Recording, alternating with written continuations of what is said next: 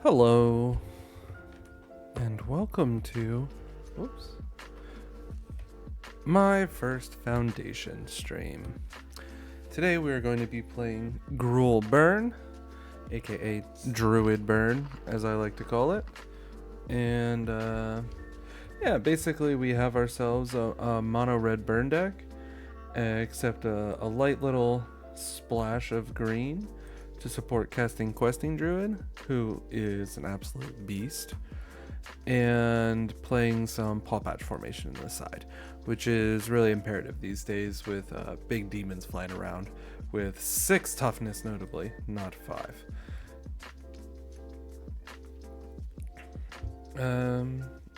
Yeah, I could talk more, but I'm sure we will talk about the deck list plenty as we roll through the gameplay.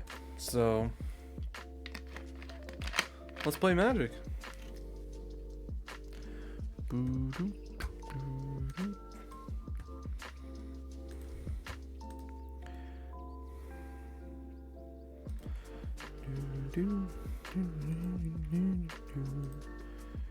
Oh, guess I should click play. Make that tiny.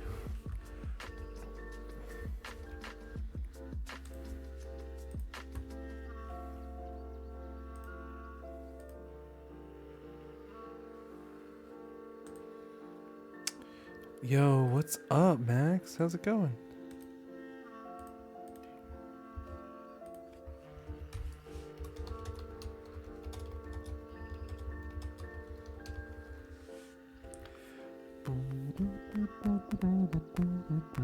Whoa. Twitch changed their UI a little bit. What is all this? Oh. Yeah. It's been a minute. Okay, here we go. I fixed it.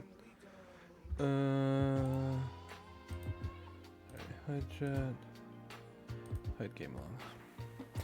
Get a nice percentage of screen. Oh yeah, I'll be at cool stuff. How about you? Oh, damn it. Or darn it. Good luck. Have fun, mate. You too. Gonna put you on the TV as you make dinner? Nice. Thank you. This guy's name sounds familiar. Fazparte. Is this a Twitter person? Fazparte.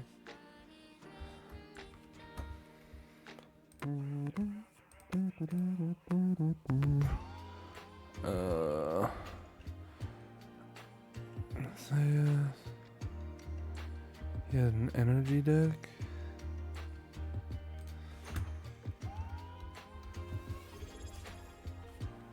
Durus. Rutrow.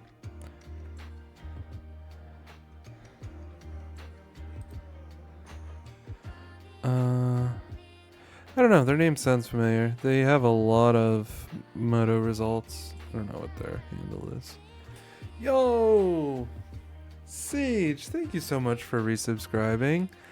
5 months is crazy. I appreciate you so much.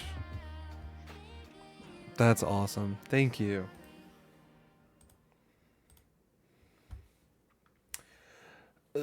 Not looking great for Team Stanley. But luckily, I get to draw a card every turn, so we'll see what happens.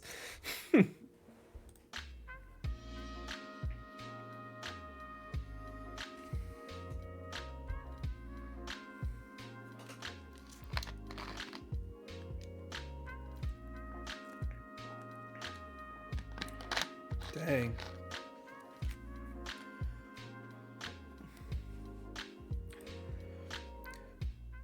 Duress, cut down. Pretty good start. We can hide the chat. I'll get a notification if he has anything else cheeky to say. Monstrous Rage is quite good. I'm like I don't know about you guys. I smell another cut down, to be honest. I'm going to use this shock to try and bait it out.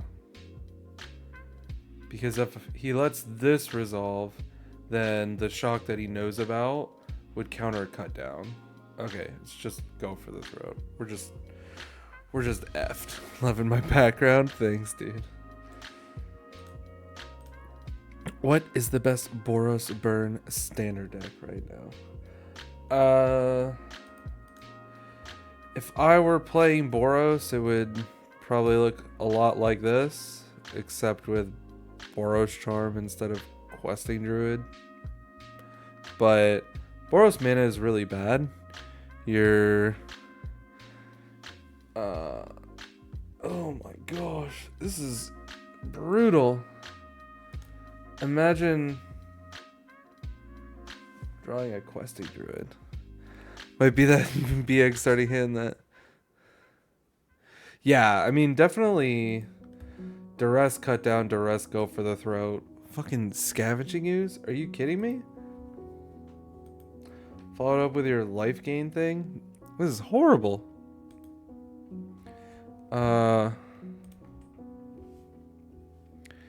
Maybe we're just unlucky. I mean, yeah, there's 3 games in a match, so I'm like not that worried about it.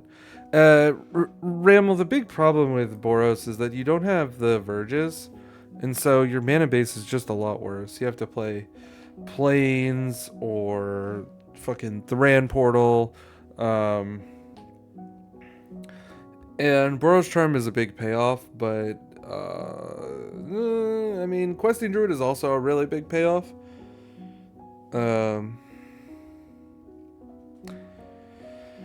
So, oh, good. I'm really good at this game. Like, imagine right now we were playing Boros, and instead of Questing Druid, I had Boros Charm. I would have just conceded already. In this case, if I had like drawn a Questing Druid instead of my 5th land, then like we're cooking. Yeah, I can't actually do anything about that. But instead, has my last 2 Bolt Waves held for me? Very nice. It's Bolt Wave is in high demand. High demand indeed.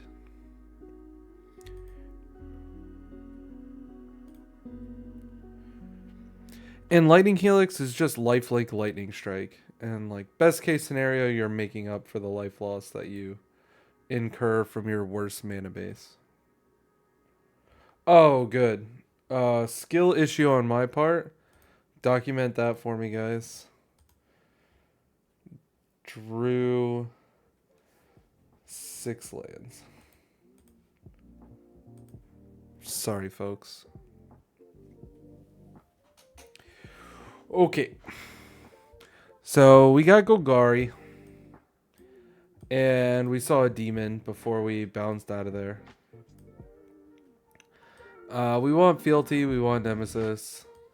We kind of want Case too. We kind of want Paw Patch Formation. And then like we're even considering Witchstalker Frenzy. So maybe, but I hope that game doesn't make you feel anything, because drawing that many lands is like you can throw that game out of the database. You play mice against Duress, cut down, like cut down, go for the throat. Sorry, you're losing there too. Like nothing about that game was instructive as like what the best red build is. You draw that many lands against that kind of hand, you're not winning game 1. Sorry. Anyway. Bolt Wave is probably coming out. My mouse is like real bad. The thing about Shock is it kind of has to...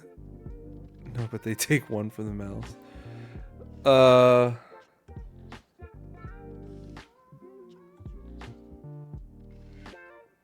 I don't know what that means, Rommel. But I do have access to Google Translate, so I'm gonna translate it. Oh, I'm gonna run out of time.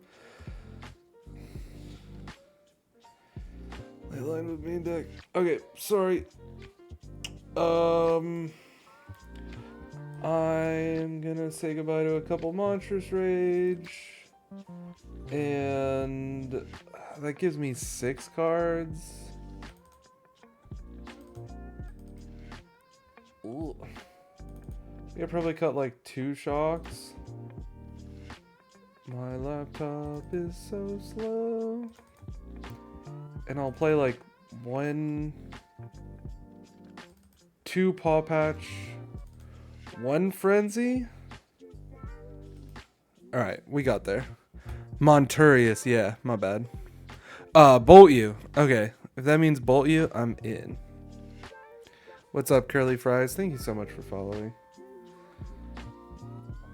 Leyline build is great. The issue with protection spells is like people are playing so much, like, again, if we kind of try to dissect that game, they duressed twice. So like protection spells are not doing anything in that game because they're just taking your protection spells, right? Like that is literally a game you can kind of construct whatever red build you want. You're not winning. I think we were even, I don't remember if we were on the, no, we were on the draw too.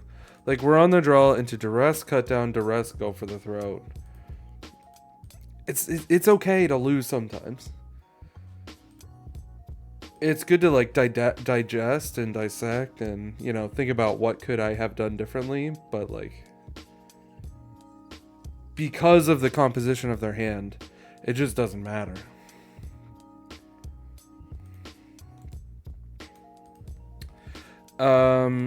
You know, Golgari, they can play bats, they can play elves. Hopefully they play one of those things here. Hopefully they don't play duress here. If I can resolve this case, I'm like pretty happy.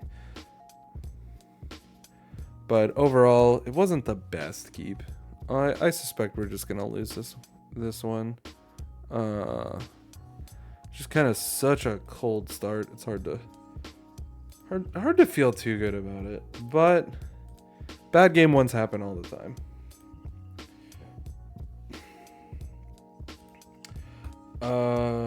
Excellent. In my opinion, opponent's board is empty. We have a land to discard.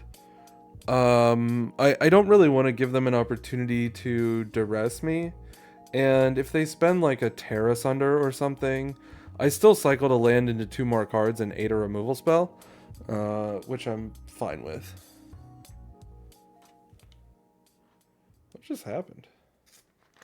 Oh, nice.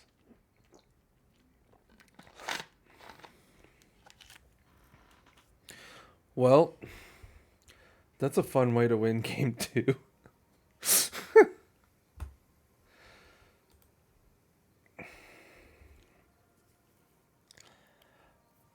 It was gonna be, I mean, I was gonna exile these 2 off of Seek the Beast. I was a lot of lands. Why am I so good at drawing lands? That was gonna be an interesting one to be honest.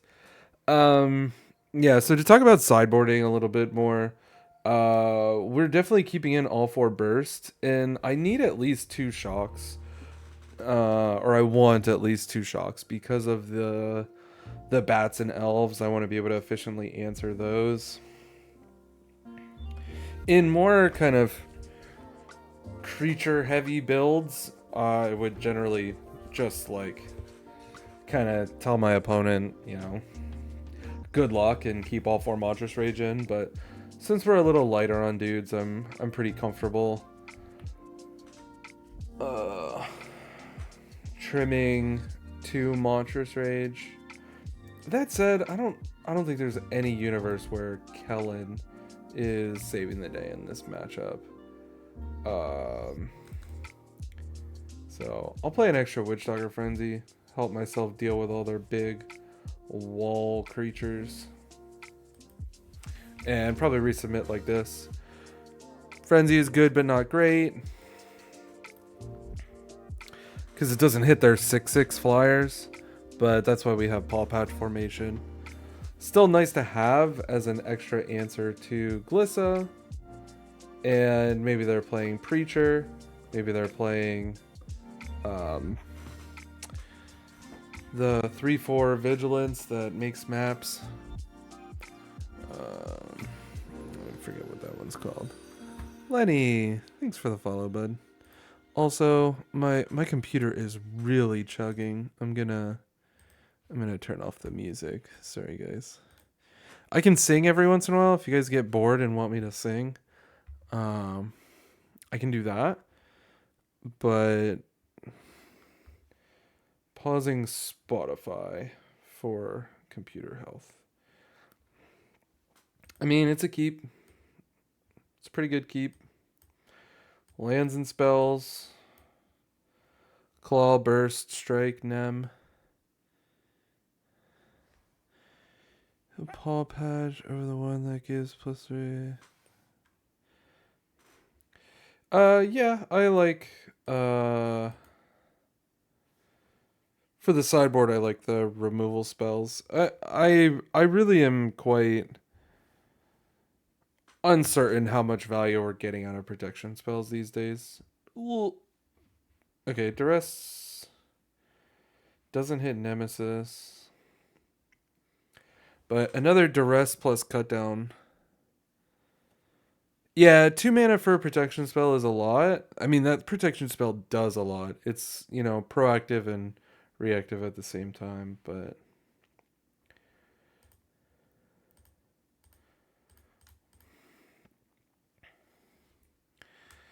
Do.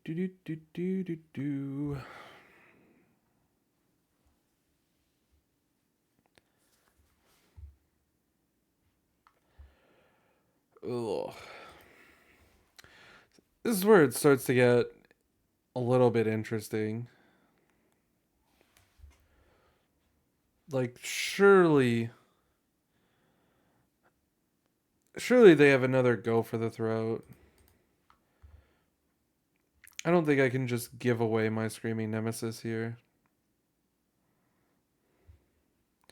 They don't have proactive instance, so I'm kind of okay with this.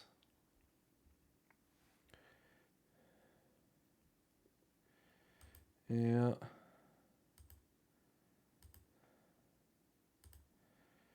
Do.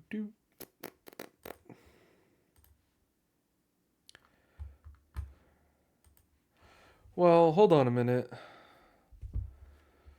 5, 9, 13, 14?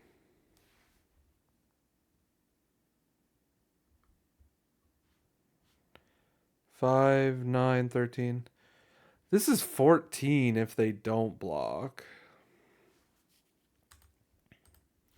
And if they do block, then we take Archfiend off the board.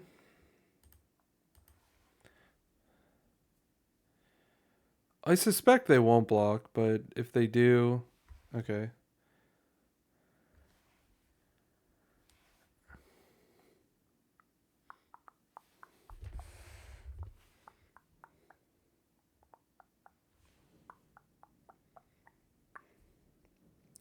They're thinking about it. It's not a particularly obvious decision, unless they have another Archfiend in hand.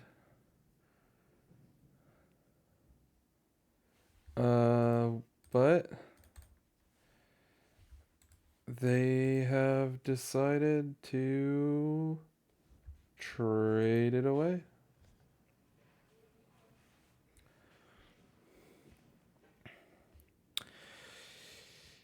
We are hoping for Questing Druid, Case of the Crimson Pulse. Need one of our value hitters here. That's a pretty weak play on their part. So that's good news. This is a horrible draw on our part, so that's bad news.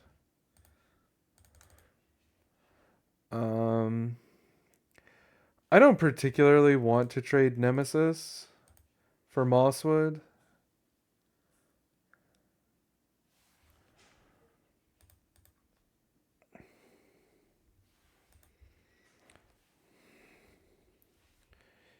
In theory, if they don't remove it here, it means they didn't have the removal spell earlier when I didn't cast it, but naturally. Do, do, do, do, do, do, do.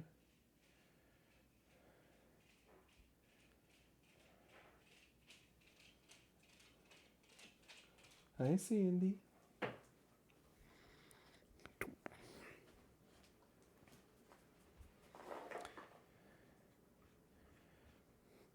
Honestly, they could just attack me with Cottage. Okay, here comes a 6/6. We really need to draw something of consequence here.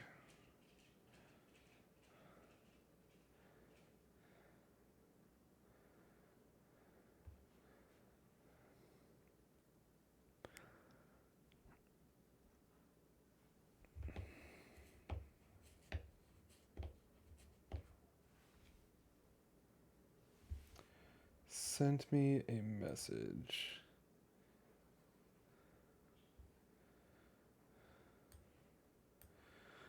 That was not supposed to be left in the deck. Moto Cyborg is crazy right now.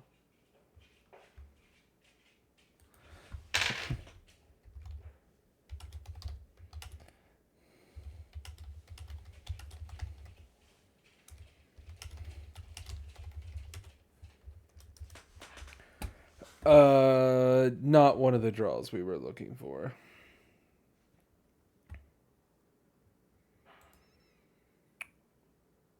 Probably just have to pass, to be honest.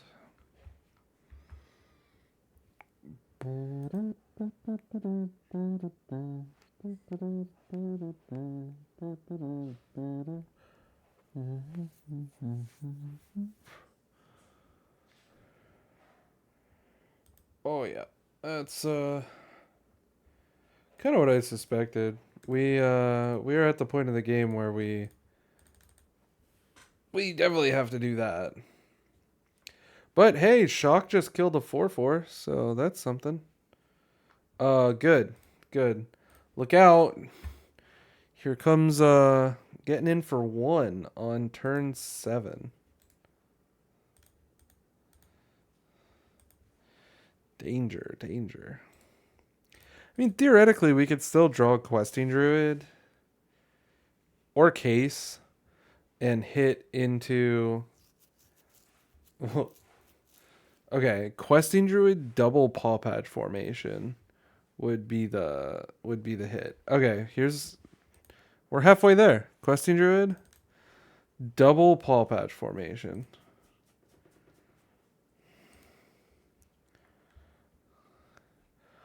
Oh, good. Land Questing Druid. Same thing, effectively.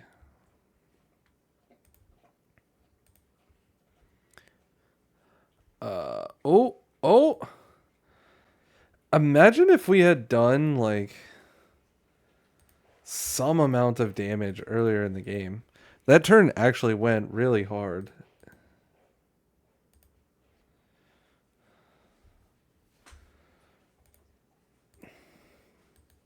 It gave me a little bit of hope that the deck actually does do stuff. It felt pretty pathetic sitting there drawing shit that does next to nothing. But swift ass kicking round 1. Normal stuff.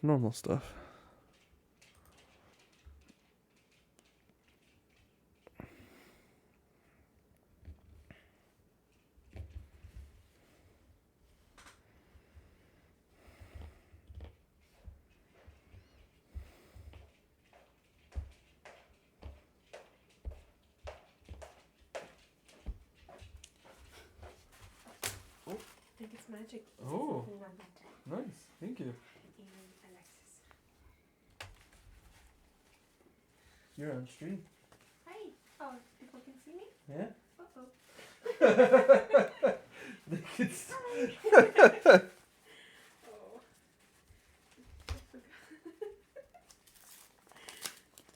Stanley on stream? She will be if she gets on the couch. Sit. Is she on stream now? Whoa. She was. Oh, nice.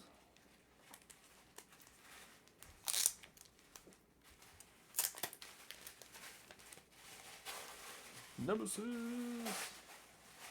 Sure.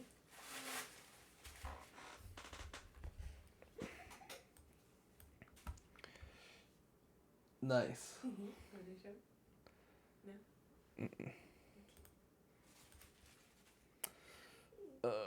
This hand sucks.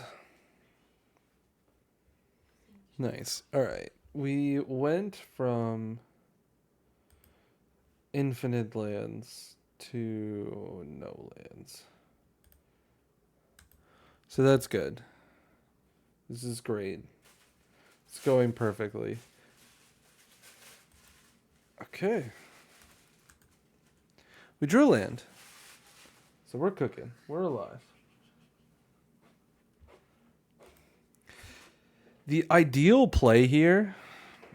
actually, no, that doesn't quite add all the way up, so we're not there yet.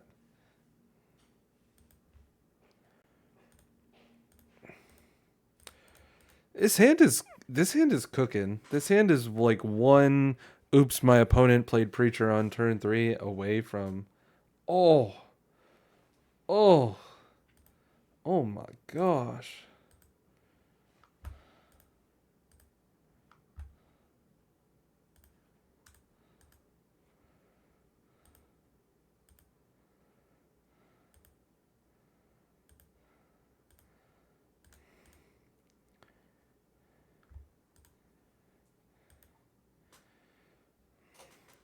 What would be really funny is if I lost this game anyway because they just play Bloodletter.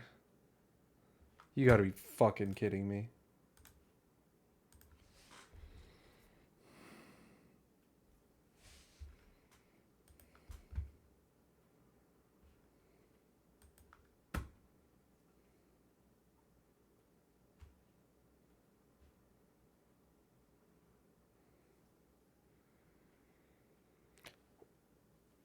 When I said funny, I did not mean funny.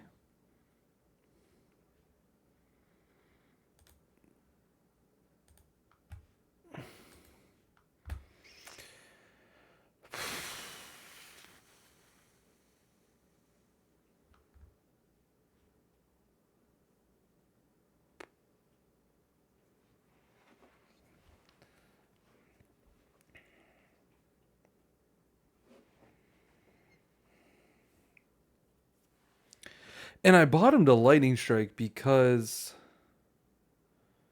I only had one. It was a one land hand. Golly gee, sir. That's pretty annoying.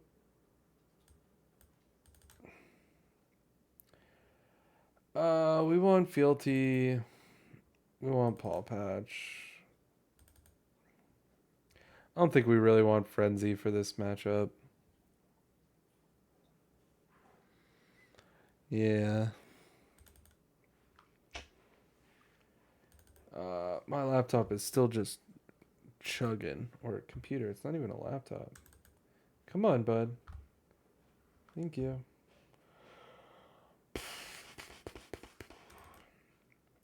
I don't think this is a Kellen matchup.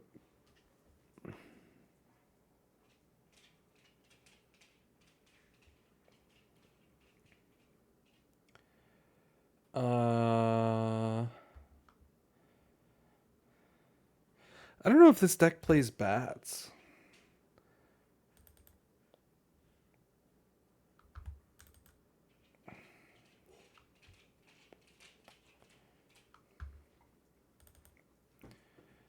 Just like trim some stuff.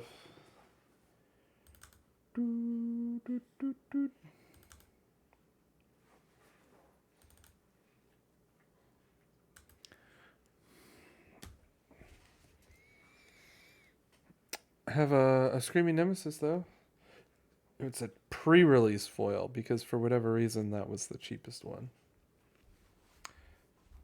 So Nick, you have a foil one now.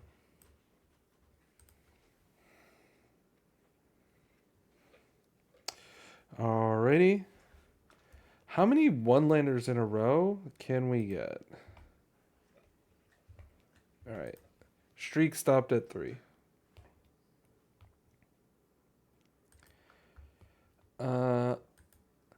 Bolt Wave is the bottom here. I think you just kind of have to assume that Bat is in the opponent's deck, and so you want the shock.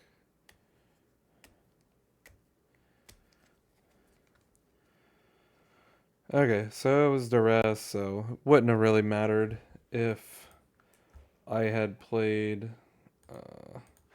We'll be mana efficient and plot Slickshot here.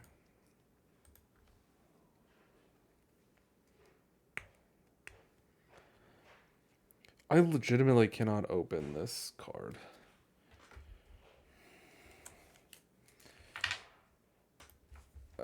Let's see if they let me attack.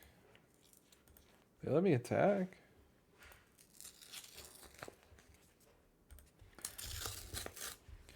Oh, this is spam. All right, we'll seek the beast.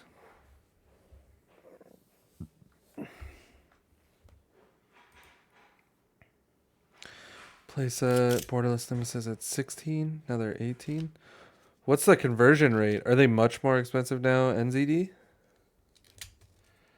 Go for the throat. Yeah, seems reasonable.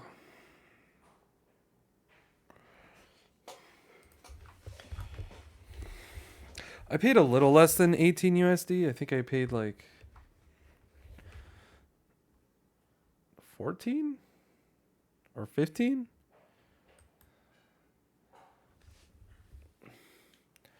Don't totally remember.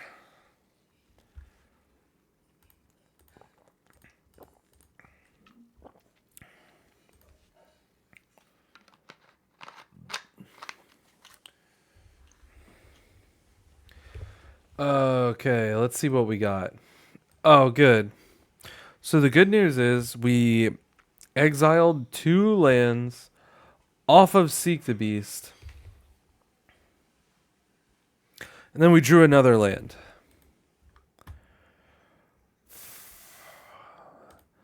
So it's going to be one of those kinds of nights.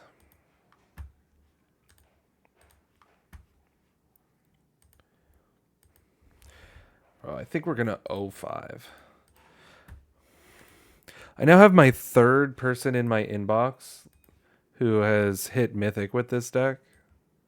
And I'm over here like, meh, deck doesn't do anything. Meh, meh, meh. So that's cool.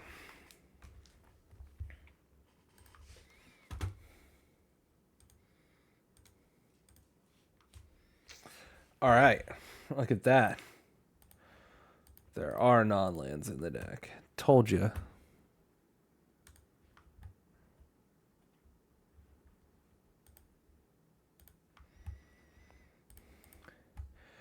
You know it's sad when you're like when you draw shock against mono black and you're like, oh my god, this is amazing.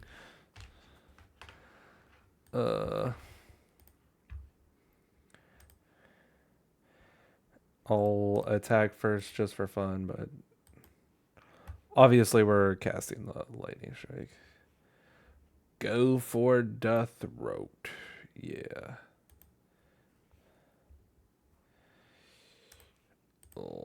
Lightning strike.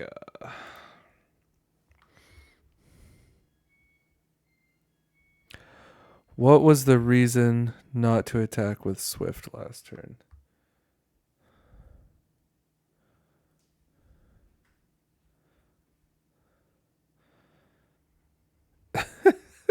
That's funny, Zeroic. Did I... Honestly, Brick, the answer may be I was busy chatting.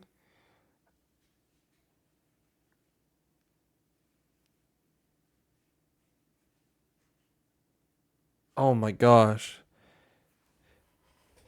Yeah. I played Druid, Slickshot, Swift Spear.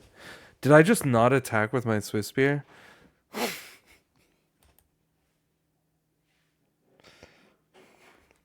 What's up, Fazparte?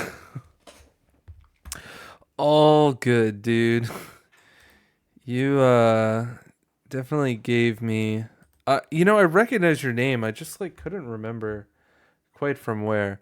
But that was a pretty swift ass kicking you gave me there.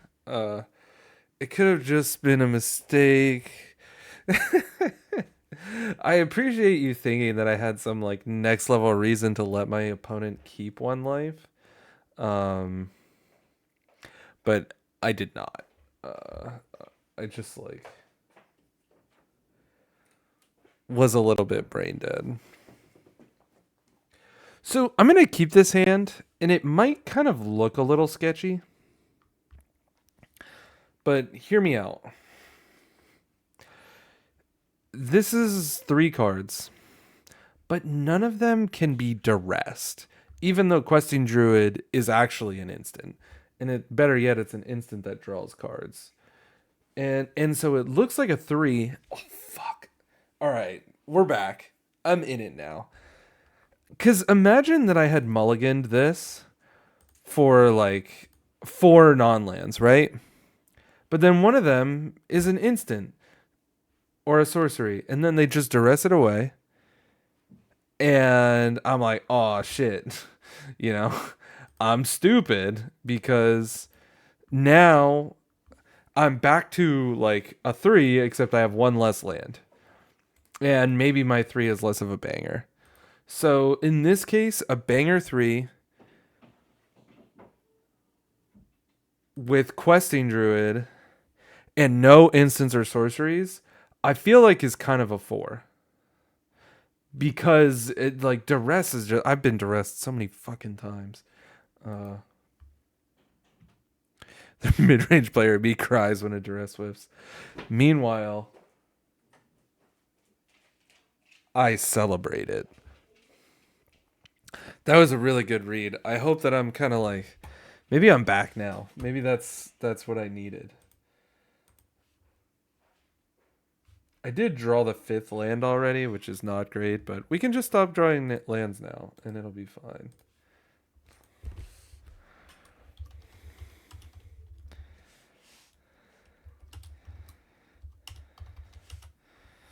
There we go. That's not a land.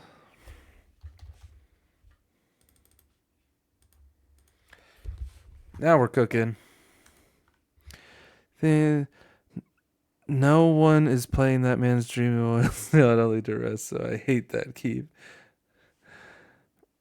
I mean, don't get me wrong. I have definitely been hit by Dreams of Oil and Steel, but I've just been duressed so many more times.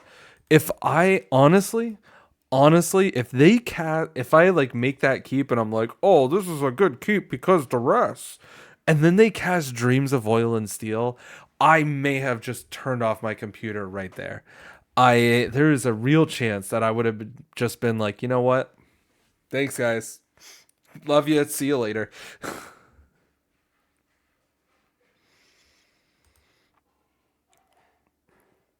Just break on spells. What do we got? Archfiend? Oh, please play Archfiend. Please play Archfiend. Now the deck is doing stuff. Yeah, exactly. Bloodletter, let's go. Excellent. It flies. I'm happy. Monstrous Rage Burst Lightning. Oh my gosh. Incredible. And a Slick Shot now, too? Destroy target. Wait a minute. Am I even supposed to cast Paw Patch Formation here? Let's do some math. Important thing here. Math matters. This is literally just a 2/4. It doesn't have Death Touch. Doesn't have anything. let's play through some scenarios. If we attack like this and they don't block, it's 1, 2, 3, 4, 5, 6, 7, 8, 9, 10, 11, 12, 13, 14. So if they don't block, I kill them. 1, 2, 3, 4, 5, 6, 7, 8, 9, 10, 11, 12, 13, 14. So we're going to go to combat and attack first. And see if they block. If they block, I just rage and kill Bloodletter without spending my Paw Patch formation.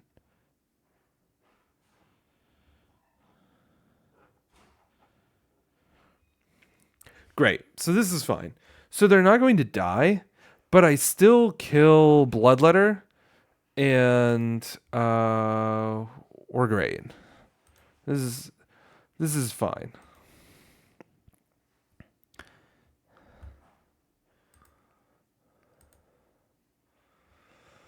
And then, well, we're definitely casting Burst Lightning. And then there's a question of I think I plot Slickshot at this point. I don't think like Lightning Strike deal 4 damage is a big deal there. Oh yeah, we got comboed in game 1. So you don't have to worry about that. All right, now it's GG's. Now it's like not even close. We deal 1 million, give or take. See guys, look, the deck does stuff. I just have to draw cards.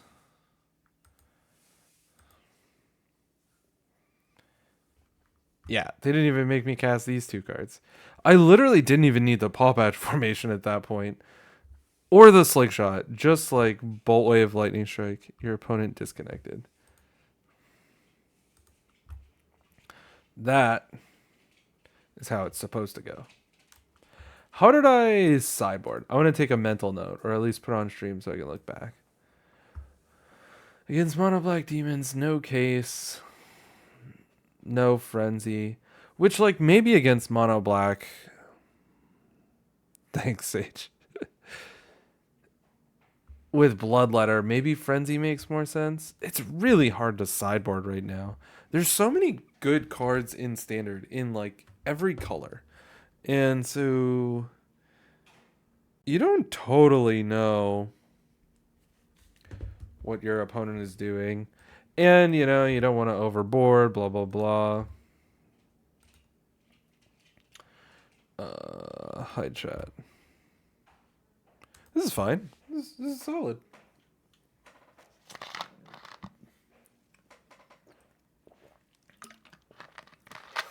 What's very hard with the burn deck? Sideboarding? Not every black deck is on Archfiend. Yeah.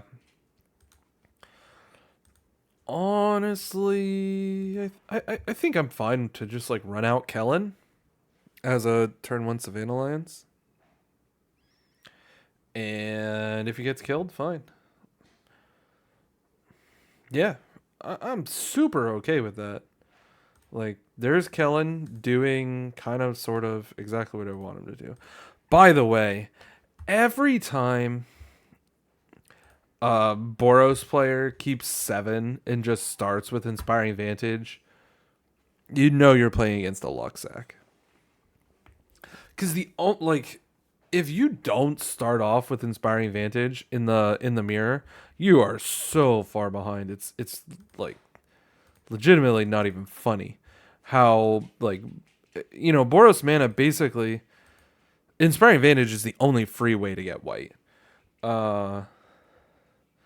So when you play against Boros, the Inspiring Vantage start is the only start that is you know, where they are ahead.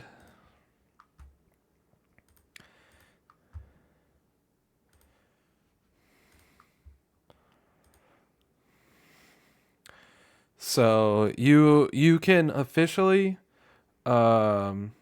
you know, if your Boros opponent goes turn 1 Vantage, just know that, officially speaking, you are playing against a Luxac. Especially turn 1 Vantage, turn 2 Helix. Get the fuck out of here, bro. I digress. And if you are that Luxac, embrace it. Play Boros. If you're that good at drawing cards, just like win, bro. Yeah, we're gonna. There's the Thran Portal punish. I don't know if the 4th land coming in tapped is like a big deal, to be honest. It's definitely not ideal, but I don't know if my opponent really cares.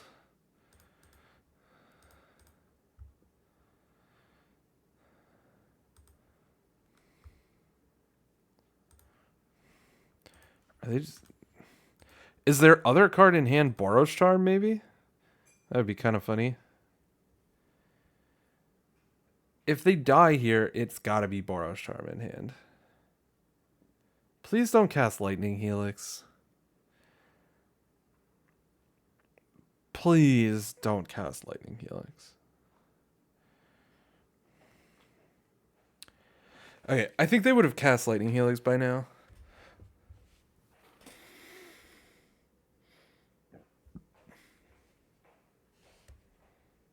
What is this? Oh my gosh!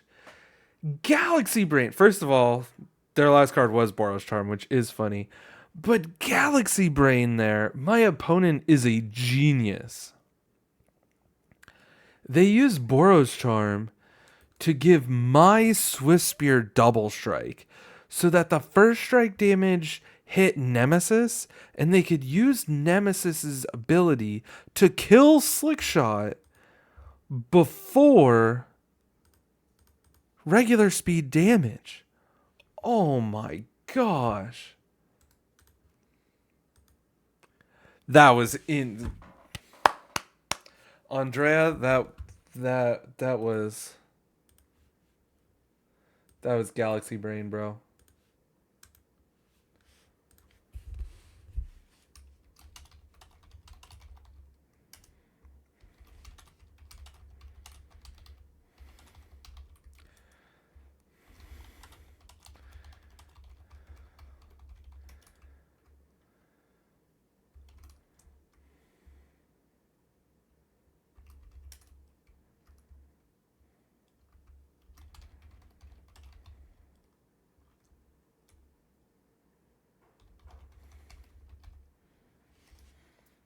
I don't know if my opponent cares, but I just wanted to express to them how impressed I am. Oh my.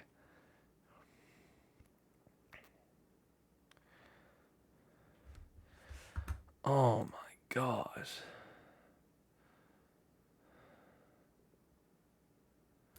Crazy. Just crazy. Yeah. All right. I need to my laptop is or my computer is not functioning very well, so I need to sideboard efficiently, which is just almost impossible. So, I'm going to be on the draw.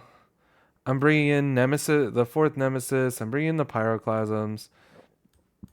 I want the Witchstalker Frenzies. Both as like removal spells and as they can bomb my own Nemesis. So like anytime I'm at the full 4 Nemesis, I never feel particularly bad being high on frenzies. I'm on the draw, so I'm anticipating kind of being the control deck. So I'm like snap taking out the 4 bolt waves, and then the last 2 cuts it gets pretty hard. Um, but I'm actually boarding out at least 2 Monstrous Rage, and then being down 6 1-mana instants. I just feel like your Slickshot stocks are a lot lower. And we're also bringing in Pyroclasm. So I'm actually going to take out 2 of the boys. Which, like, I'm still trying to figure out how exactly to board the mirror. I think it's pretty hard. Um, but I've been tinkering with different configurations. That's approximately where I'm at right now. This hand is great.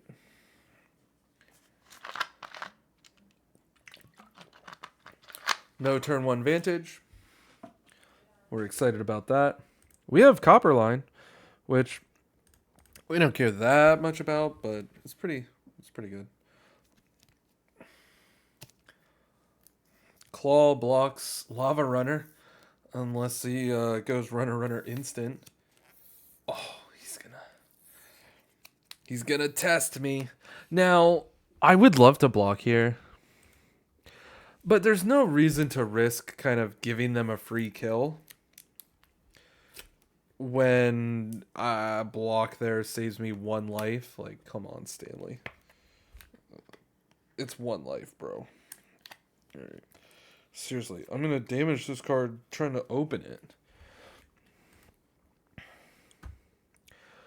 The play here is going to be attack and pass, holding up double shock so that whatever shenanigans they may have in mind for slick shot, double removal spell is going to be too much. They need to have, like, in order to cast a proactive spell too, they need 3 1-mana instants, and 2 of them need to be Monstrous Rage and or, all right, here we go. Pre-release foil. Okay, I'm going to stop showing this, but I do love Screaming Nemesis. Yeah, bro, I'll take 2. I dare you. Fuck. That's crazy. He just said, yeah. Take 2. All right. Shock Slick Shot. See what you got.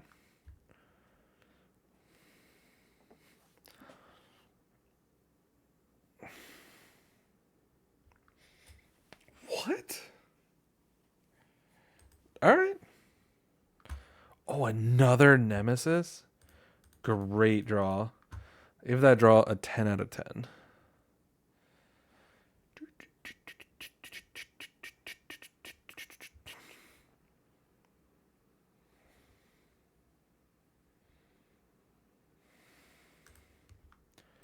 What an interesting...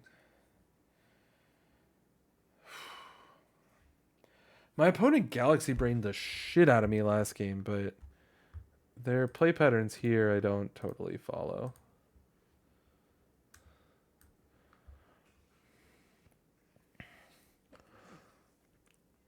Another Slick Shot show off.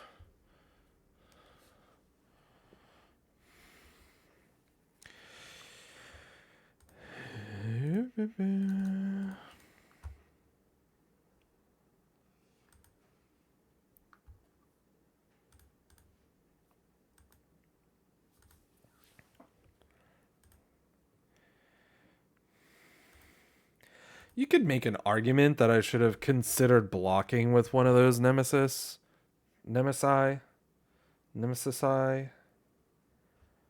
Shock me? Okay.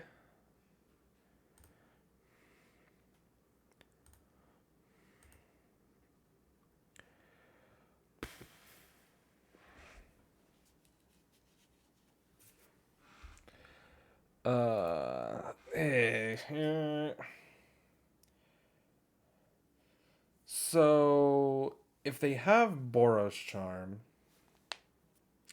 I do die.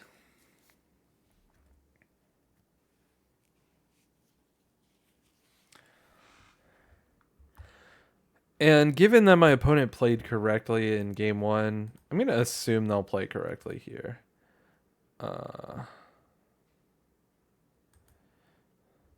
So we're going to try to kill Slick Shot.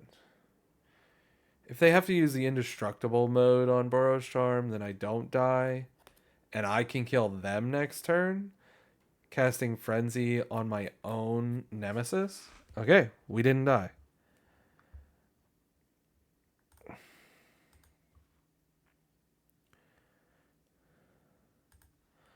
I'm going to go for the win.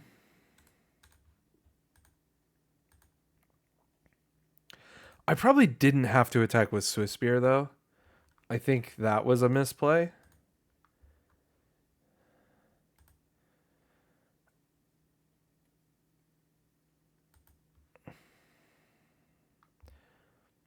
Yeah, I think attacking with the Swiss Spear there was definitely a misplay.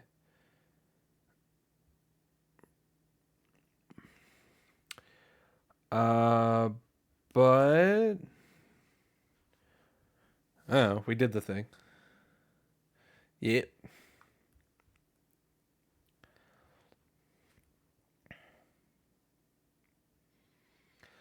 Dang. I'm still shook by game 1, honestly. That was pretty sickly.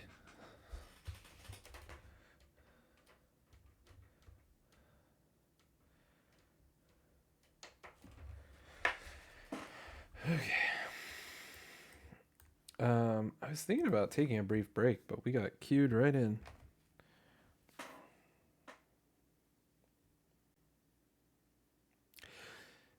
This is an interesting hand. I'm gonna keep it, honestly. How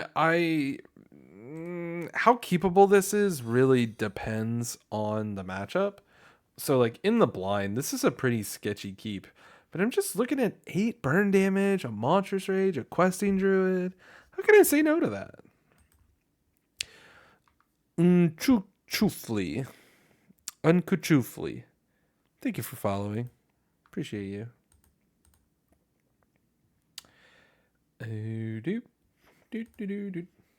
I'm happy to plot Slickshot here. My opponent casting Bat doesn't actually matter because I have double shock. So if they do decide to tap out for Bat, I just play Slickshot, shock the Bat, get my thing back.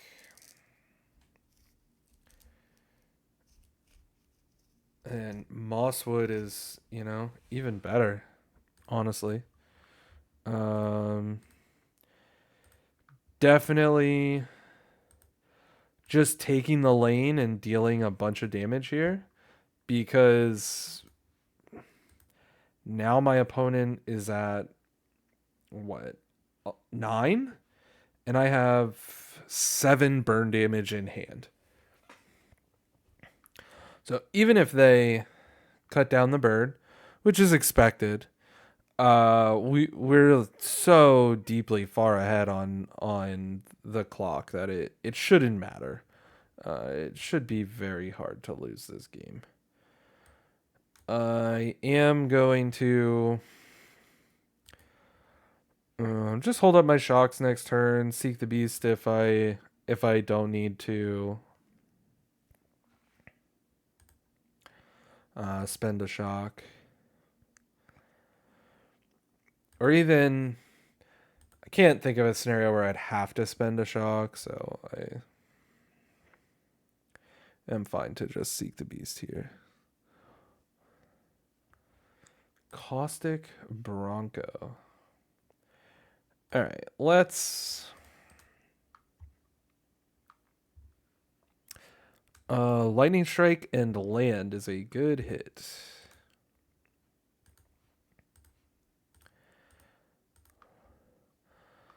Lightning Strike our opponent.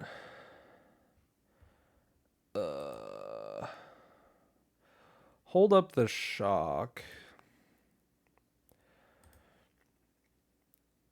And then if they saddle here, I still can't lose because the other dude is so big. Yeah. This is kind of a classic burn game where you just like sneak in for one big hit in the early turns, and then all you have to do is not die, and you just kill them.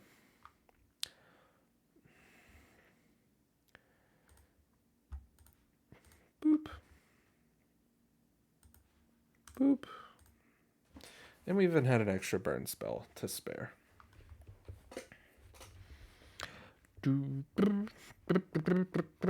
I assume my opponent had like 5 go for the throats in their hand. which obviously don't matter when you just plot a slick shot. They tap out once, you deal enough damage that you can just boop them across the finish line.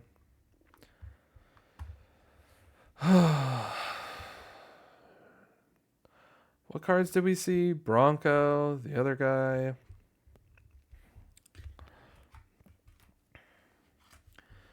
So is this a more classic Golgari? There's so much guessing. Golgari is definitely capable of gaining life.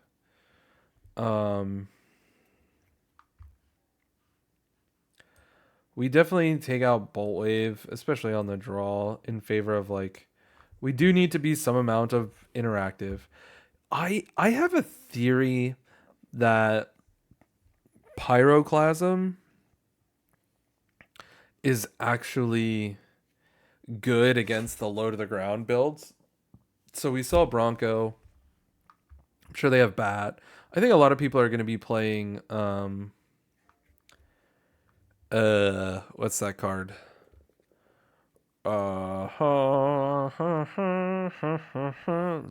Elf. The Elf. What else do I want to play? Like, do I want to play Case? I don't think so.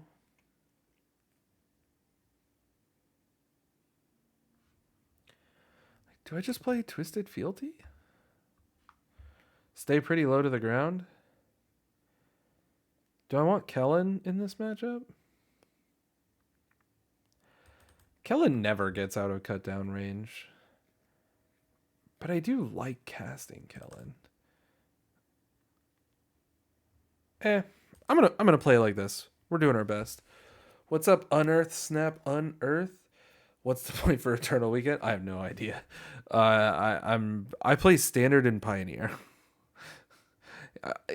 If you're generous, you could call what I do in Modern playing Modern. I mean, I guess I did top 8 a bunch of RCQs, but I didn't win one, so that means I'm bad, right?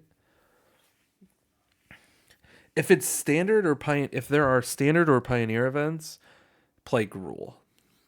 Almost doesn't even matter what version of Gruul you play as long as you're playing Gruul.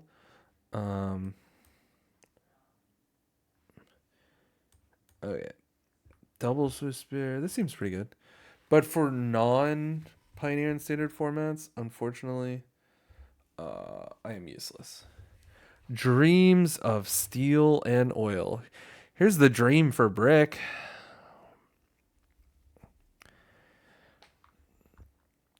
Goodbye, Slick Shot. Goodbye, Slick Shot. Goodbye, Slick Shot. Goodbye, Slick Shot. We're hoping for another. I hope they play the 3-2 on turn 2 again. Because raging over the top of that feels real nice. Ooh. Ooh. I'll show them the copper line.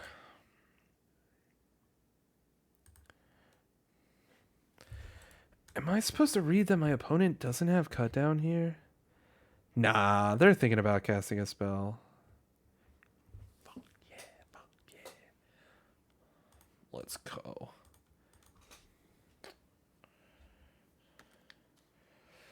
That's true. I did engage in homie scoops this season. I did lose like just fair and square in a number of scenarios, but I also did homie scoop in a number of scenarios.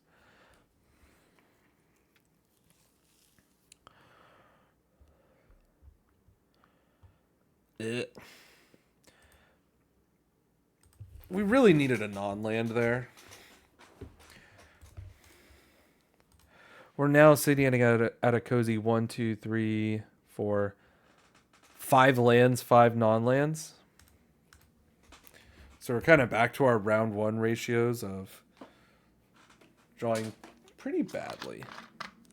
But that's life.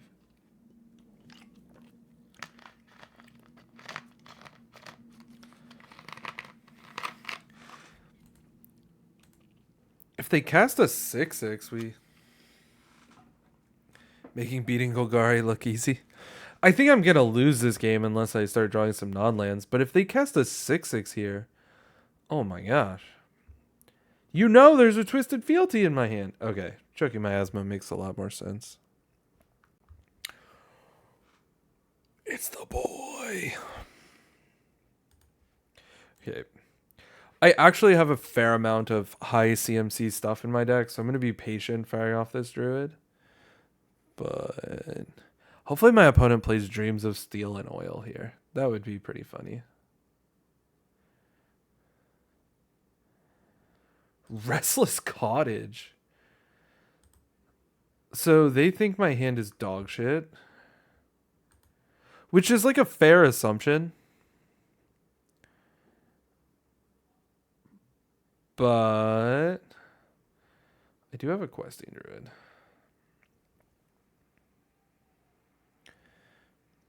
I did, yes. Blooming Blast, just like paying 2 mana to deal 2 damage. You're going to have a hard time killing anything with that. Okay, so Land Shock is just really bad. But maybe we can draw something good off the top. Slick Shot. Okay. That's pretty good. We can make this work. So I have 5 lands. So we're going to go Druid. Slick Shot.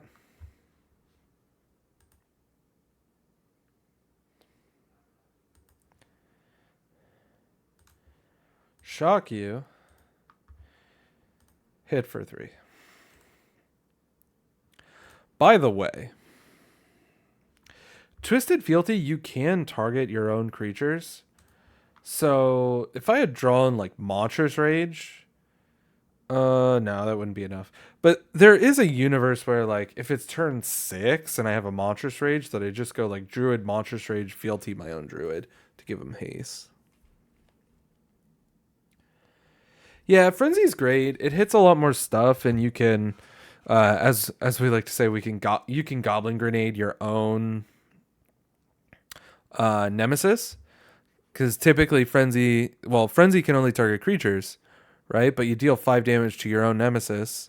That's how we like won the mirror, right? So you just deal 5 to Nemesis and then deal 5 to their face.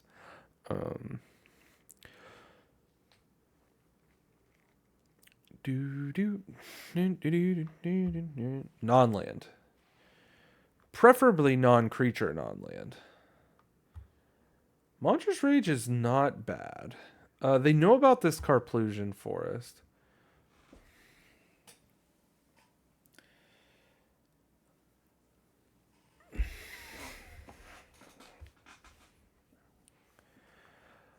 Do I want to cast this Twisted Fealty right now? No, I don't.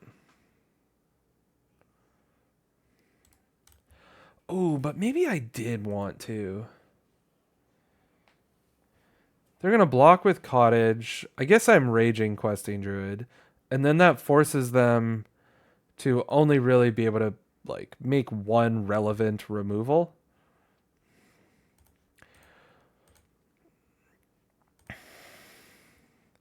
They also have a pretty significant problem of like they can't play their demons right now, because if they do, I'll just steal it and kill them with it.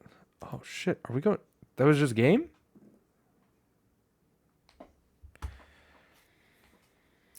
I guess they probably had some big fatties in hand, and knowing about Twisted Fealty meant they could delay death, but death was inevitable.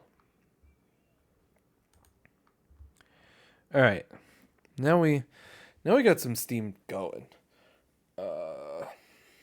The turnaround was the read on. I'm gonna keep these three non-land hand because there's no instants and sorceries. So when they duress me, it's kind of like I had kept 4, and then they instantly duress me. I'm gonna take 3 minutes, and we'll play the 5th match, and we'll go right into another league, probably without changing any cards. But we'll see. But I will be back in a few minutes. Thanks, guys.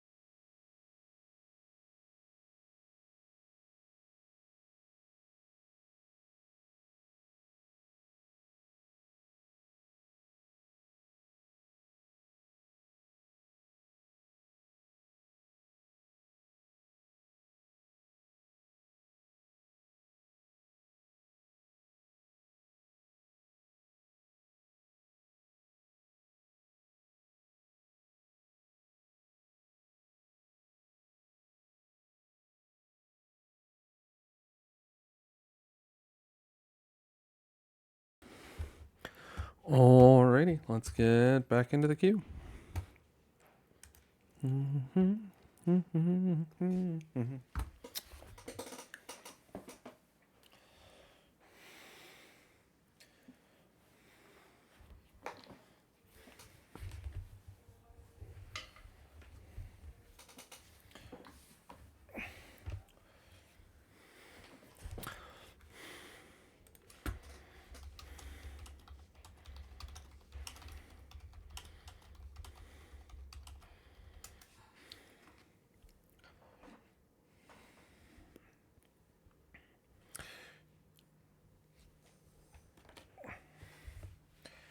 Doo-doo.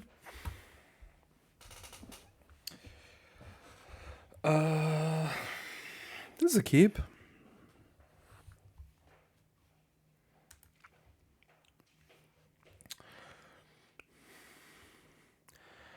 Turn 1 tap land.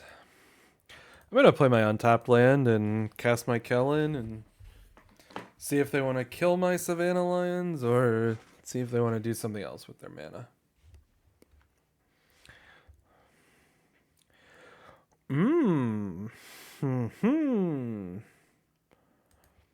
Honestly, untapped land, Swift Spear, Bolt Wave seems pretty hot. I don't particularly feel the need to hold up mana at this point. So, I guess the punish is if they flash in Fairy Mastermind and trade it with Kellen, but I'm like not heartbroken about that. Yeah, amazing. Like more upside on Kellen. My opponent just spent a friggin' go for the throat on Kellen. Like that feels good.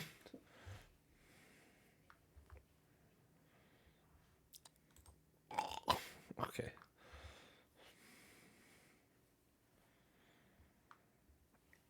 Ooh, dang. This is an interesting decision.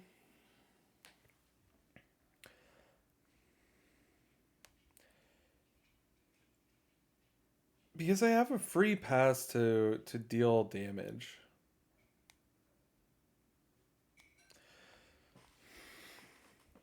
Ridgeline being tapped. I have to eat my words a little bit because I said earlier, like, Ridgeline being a tap land has never lost me a game. But this is the first time I've really felt that pain because being able to go slick shot bolt wave right here would be, wow.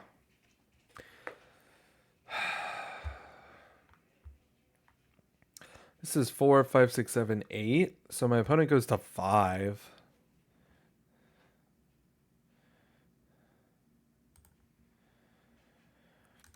I think putting them to 5 makes a lot of sense. Because if they don't play a demon, they just die to lightning strike. And while they'll probably play a demon,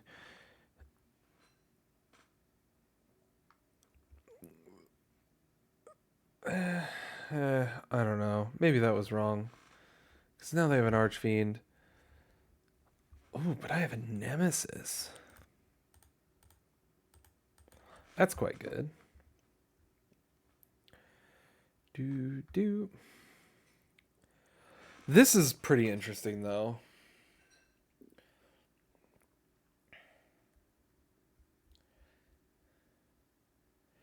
If I attack with only Nemesis and they don't block, then they go to 4. Not interesting.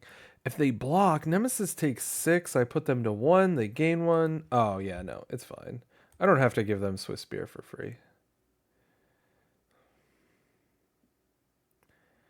Nice. Okay. All right. Do do do do do do do do do.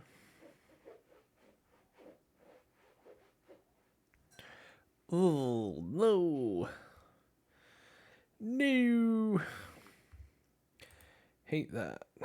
Hate that. Shock. Hey, I can work with that.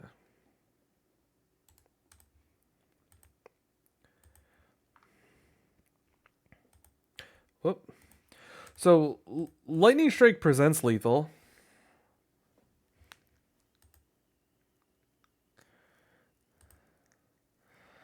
And then, depending on what they do... Actually, no matter what... No, they're dead. That was a great draw. They're just locked out. Because they anoint there. And then for the BMs, we shock Nemesis so that they can't gain life, even though it's just lethal. But like just to play optimally, like in a universe where that wasn't lethal, the correct line would be to shock Nemesis there, because they're tapped out. This is an exile clause, so we're not. Oh no, we would be dead to the annex triggers, but.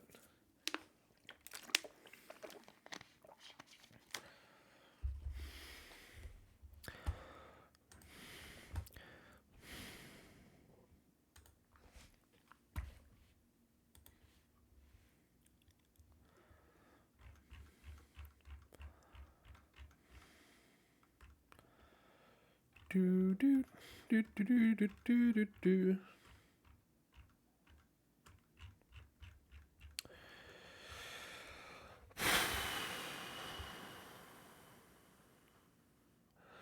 So now Dimir Demons. Have we played against Demons every round except for Boros?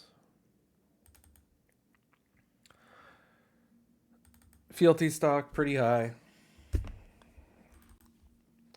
Nemesis stock high. I think Paw Patch formation is like against Dimir feels pretty safe to bring in. Because they do have more enchantments and flyers in their 75.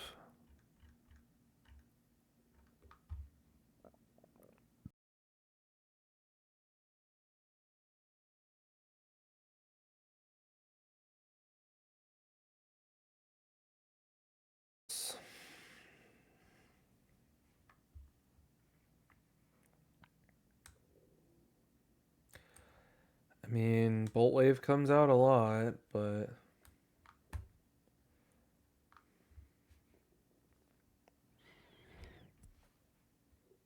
I also might want Crimson, honestly, against Dimir.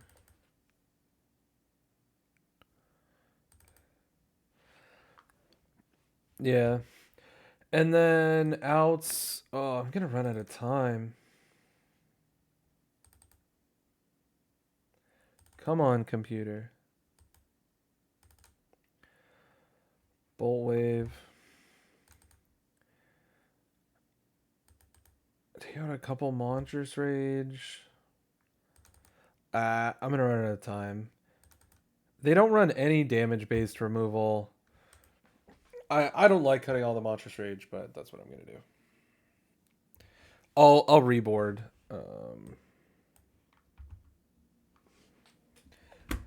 After this game.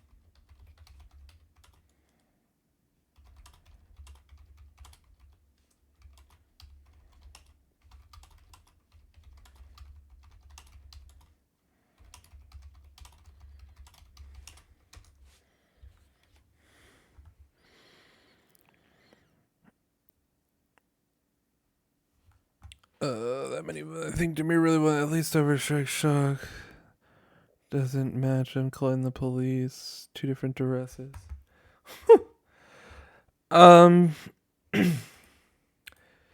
Yeah, Chris. I mean, maybe I keep in a couple. Like, I don't feel great about the way I boarded just now. I just kind of like panicked because I was running out of time because I was thinking about other things instead of using my 3 minutes, and my computer is just crazy slow today.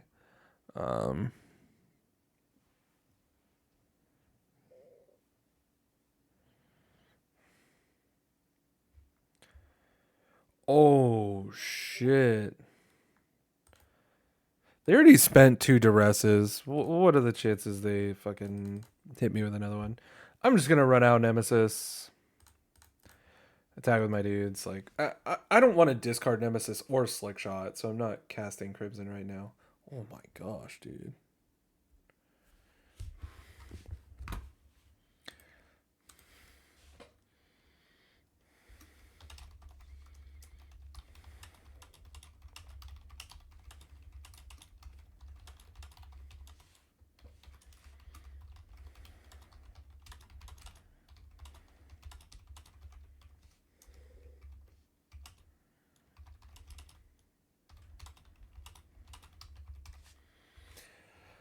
Okay.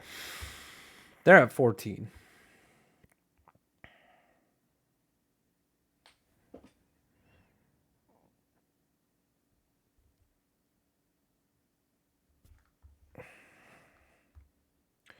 I feel like this Slick Shot is not doing anything, and I'm okay with discarding it.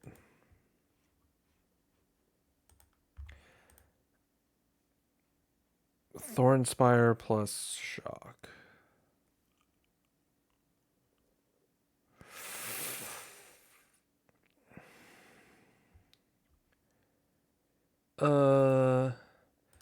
Attack with Nemesis. Because they're not going to block. And then I'm going to just do this now. And lock them out of gaining life. Because if I try to do it later, they can potentially respond with a removal spell, and then I'm effed.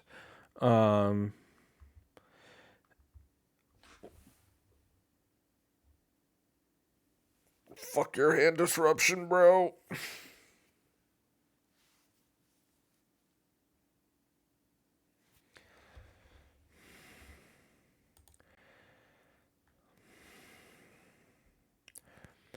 As long as we don't top deck a land.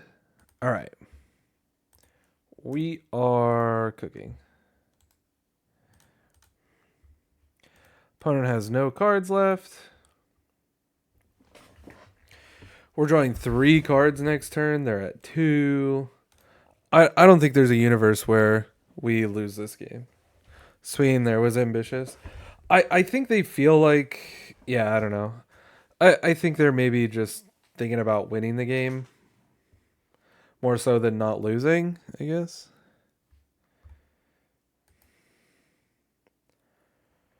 There's that Paw Patch formation.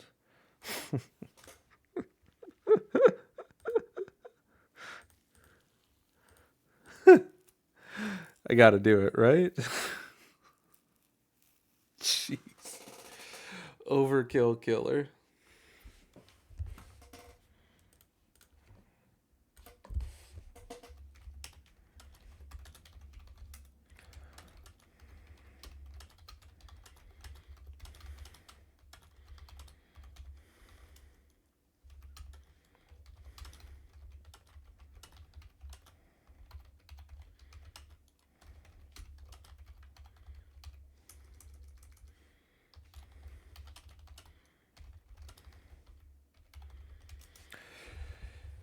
For 1, not bad.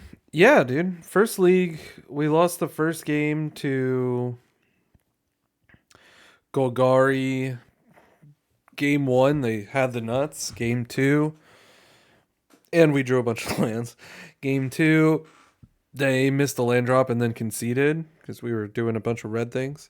And then game 3, I don't really remember. I think we just mostly just got beat. But I think again my deck was like doing almost nothing. Just drawing a bunch of lands. Doing the thing. Then we beat Boros in a close one. Well, no. Then we beat Golgari Demons. Then we 2-0'd Boros. Then we 2-0'd Mono Black. And then we... Did that one go to game 3? No. Literally 2-0, 2-0, 2-0 against Boros, Mono Black, and Demir there. Went to game 3 both times against Golgari. Ruler of Sun. Yeah, I feel good about that. We had a somewhat normal amount of variance. Match 1 felt pretty bad, but otherwise pretty reasonable. Match 2 we pulled it out even though we were a little under the gun there. I'm on the play. I don't think I can keep this one lander as much as I want to. I don't know. Any votes from chat? Do we risk this? We're not supposed to, but I really want to be greedy. Hi, Sandy. Hi, sweetie. I know you're about to step on my laptop. Can you go lay down? Can you go lay down? Please? Go lay down. Chat wants to see you. Go lay down. They'll be able to see you.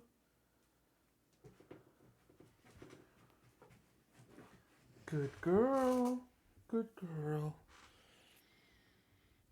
We can't keep this. No, nah. You're gonna get stuck on 1 and doing nothing. All right, snap keep.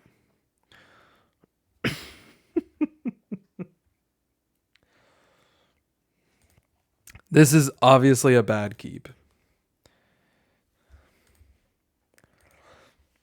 But oh.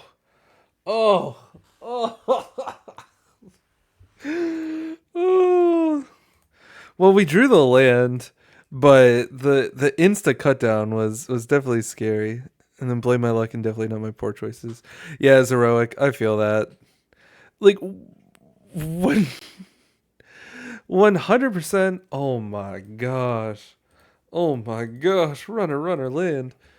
Like that hand was so good, and it was just like it had a lot of ones. I felt like if my creature didn't immediately die,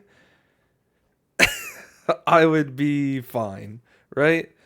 Um, I definitely had streamer luck here. It doesn't happen often, but I totally feel you, it's heroic. But if I had lost, it would have been my fault. Uh, but this is gonna be a shit ton of damage.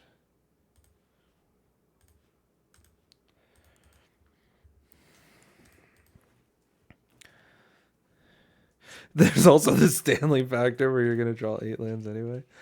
Honestly, not wrong.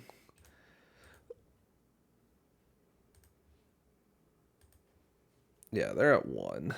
Feels good.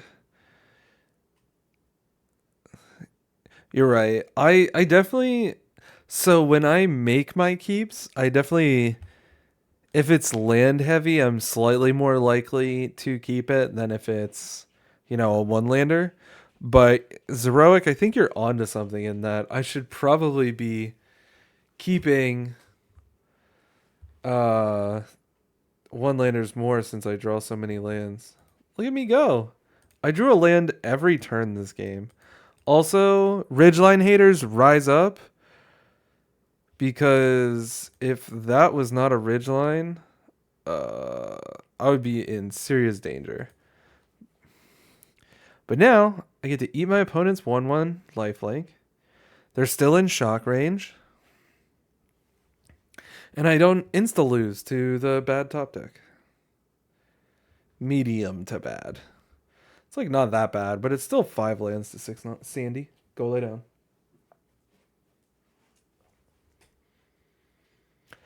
Gix, smaller than Ridgeline.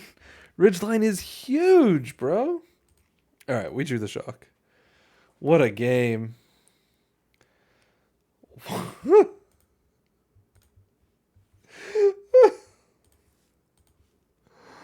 What a game.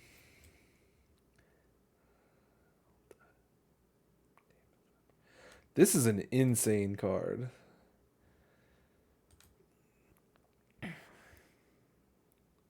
Even if I hadn't drawn the shock, Ridgeline was literally just going to eat that Gix.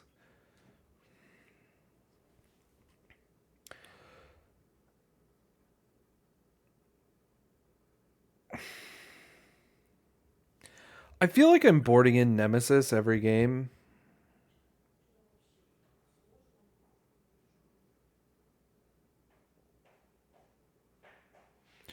Yeah.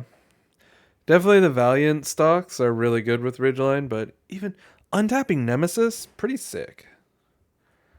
I really need to figure out how to fit the 4th Nemesis in the main deck. I'm boarding it in every game. I do like my one of Kellen. Yeah, I don't know.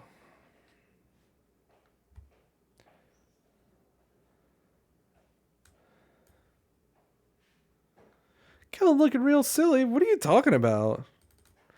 Kellen's been perfectly solid. I disagree. He hasn't like done anything special. He definitely won me some games in arena, but Kellen has been perfectly solid. Yeah. He ate a goal for the throat. Are you kidding me? Sounds like 19 land time. Get out of here, Zeroic.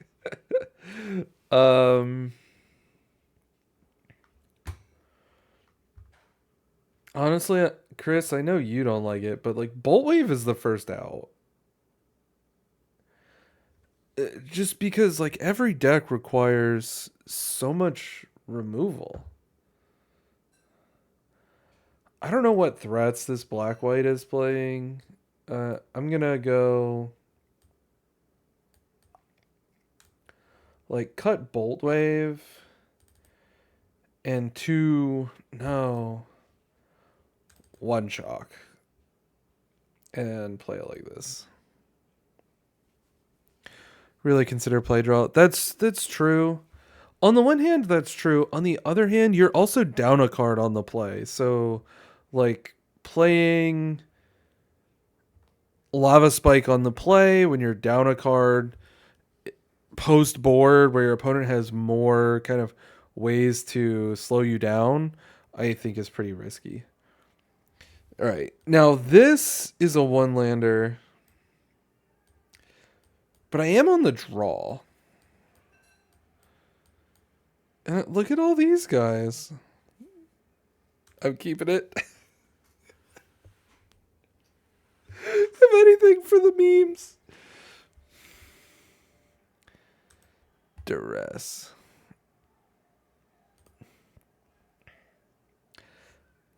Not taking case there is pretty wild. It makes me suspicious of my opponent's hand. Oh my gosh, bro. Every time. That's crazy.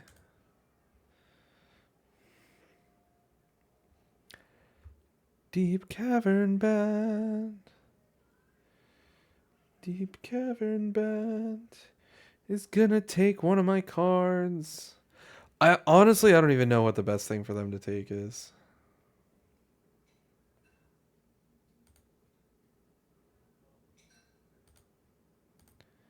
Is Moto open twice?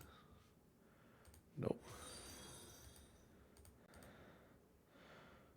Oh, this is the combined view. I'm dumb. They took a Nemesis? I don't know. Play Swiss Spear attack. Go. Pew, pew, pew.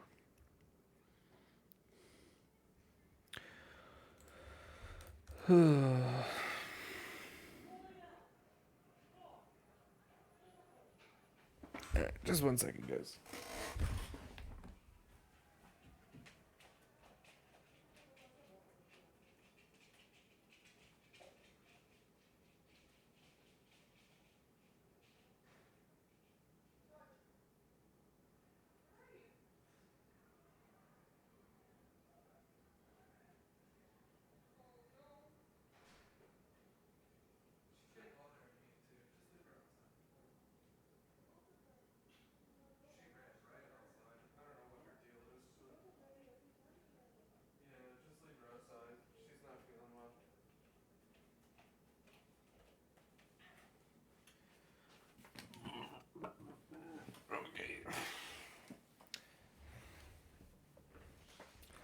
All right.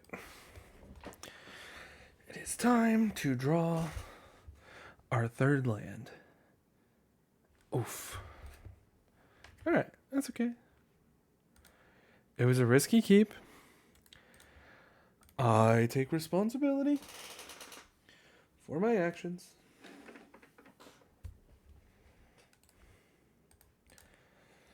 Do, do, do, do.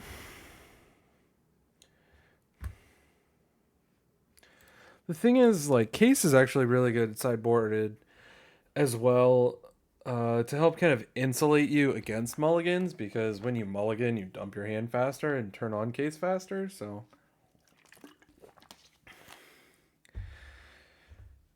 Case does inherently make mulligans post-board a little less intimidating. Obviously, we got fucking duress, bad, so 4 hand disruption spells is pretty annoying.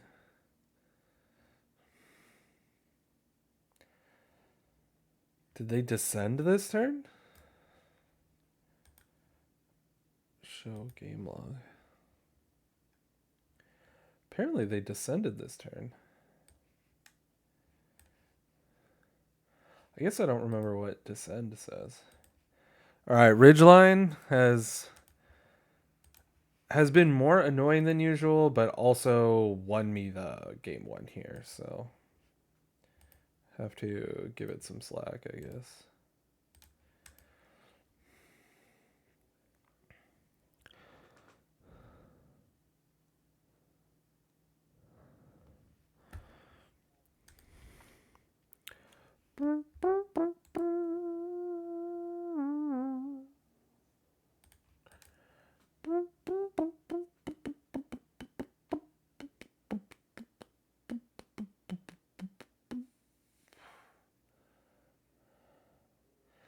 Yeah.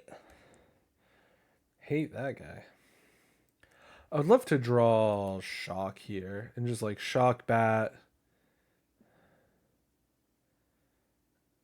Strike Zoraline. Monstrous Rage is a good card, but doesn't do it for me right there. I have to just attack with Nemesis. Does set me up for a very nice next turn, depending on what horrifying thing my opponent does with all this mana. Oh, okay. This is like okay. That thing has vigilance? Wow. Screw that.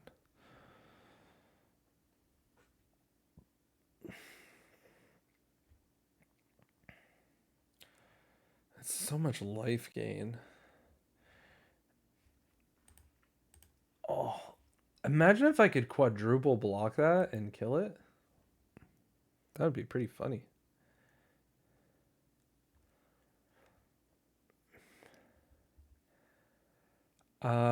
Shock is good.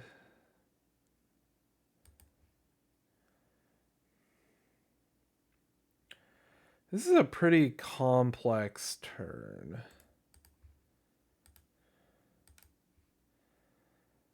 I need to really think about...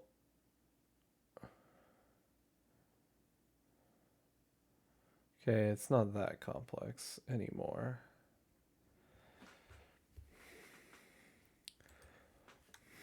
I'm also at 6. This drains 2. So kill, take 1, 2, 3, 4, 5 is what I have to do. Otherwise, I die. Thean, thank you so much for the follow. Thean Rogerio. Roger. Thank you for following, Roger. Appreciate you. So we deal 12. And opponent could deal 5 to us next turn.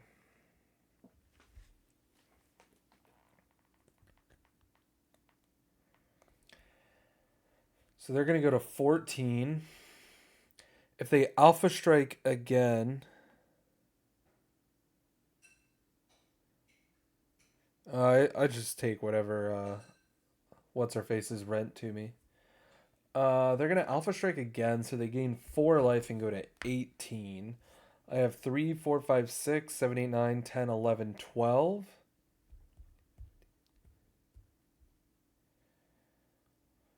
Another Monstrous Rage would be lethal. Kellen is not lethal. Can I do anything to not die? No.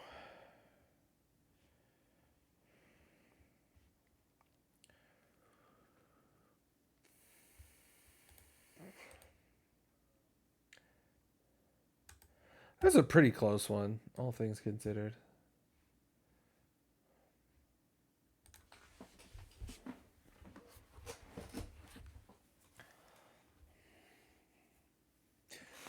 Literally everything in their deck flies. Should I be playing Paw Patch Formation instead of Witchstalker Frenzy? Also, I want my Shock back.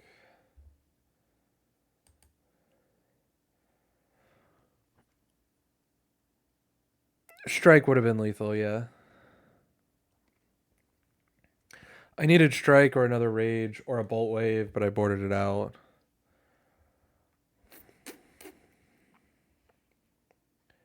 Which, like, man, maybe on the play I can board in more, but too late now. Ugh. Nah. I gotta stop keeping bad hands. I'm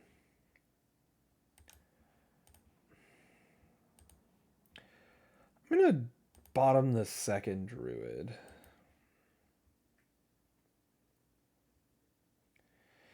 And in this game, I'm actually going to start with the tap land because I do want to hold up shock for their bad. And so I'll go tap land, and then next turn I'll go hired claw plus hold up shock. Ah, that was wrong. Ooh. It's the time of the night where I start making misplays.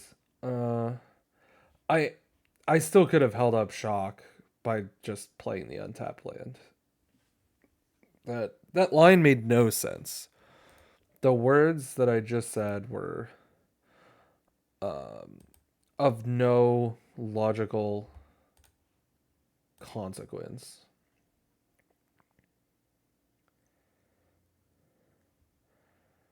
All right, this is why we didn't play Nemesis. Good deal. Do do do do do do do do do do do do do. I did definitely give away 2 free points of damage by sequencing my lands wrong. That's a fact. So we'll see if that comes back to bite me. You really can't afford to be giving away free damage, especially against a deck that gains as much life as our opponent's deck does. So I wouldn't be surprised if it ends up mattering.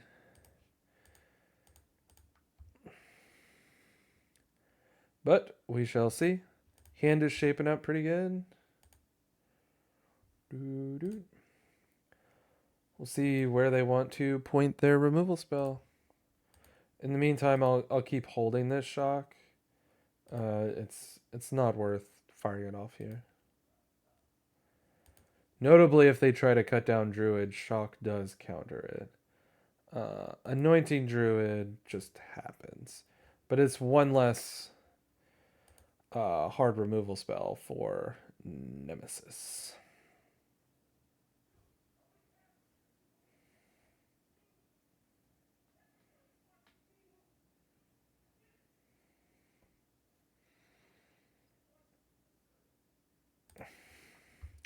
Bat finally comes down.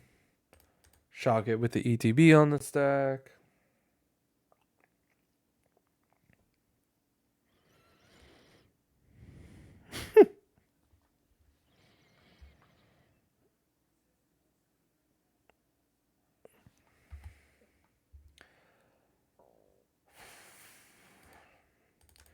I'm gonna finally run out my Nemesis. I don't think I can keep waiting.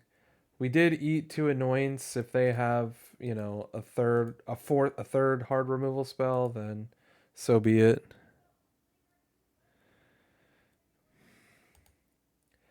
Yeah, I mean, grab the prize being a sorcery and being a dead draw off the top versus Questing Druid being an instant, giving you a third card, being the best top deck you can have. Um, big differences on all accounts.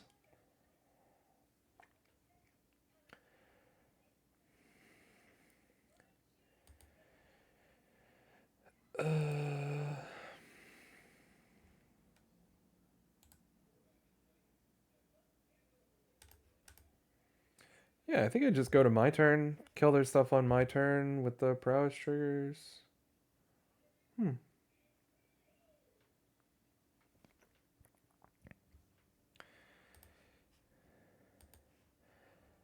I'm gonna go ahead. Well, do I want to go Slick Shot Lightning Strike? I think I do.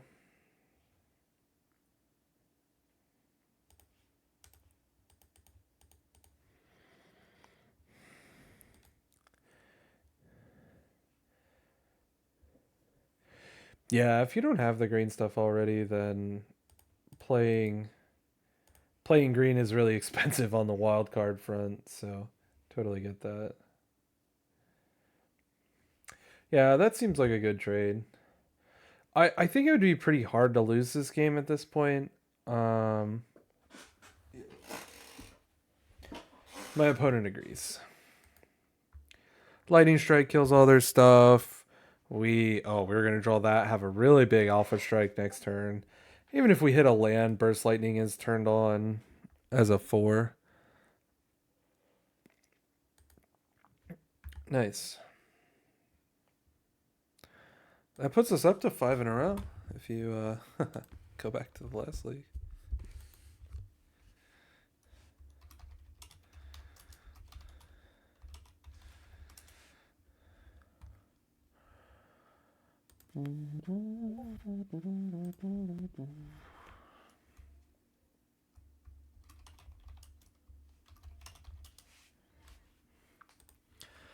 Whew.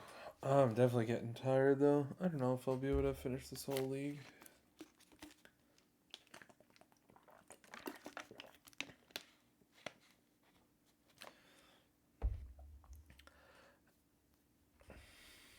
I don't want to cut Kellen because he is quite good for the curve, but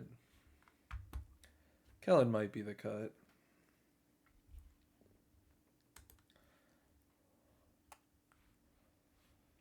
Spire Bluff Canal. Our first Spire Bluff Canal.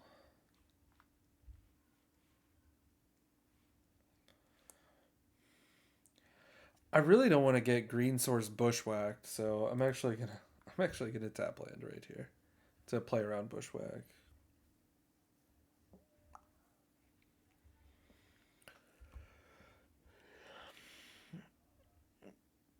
Yeah, I mean Kellen has just been. I feel like Kellen has been good enough for the spot, but maybe I'm giving Kellen too much credit for the random wins he's kind of stolen for me on Arena. But it just, if you don't do something on turn 1, it does feel real bad. And so I do like having the little extra turn 1 play. Maybe it's the 8th shock. I mean, 8 shocks is a lot.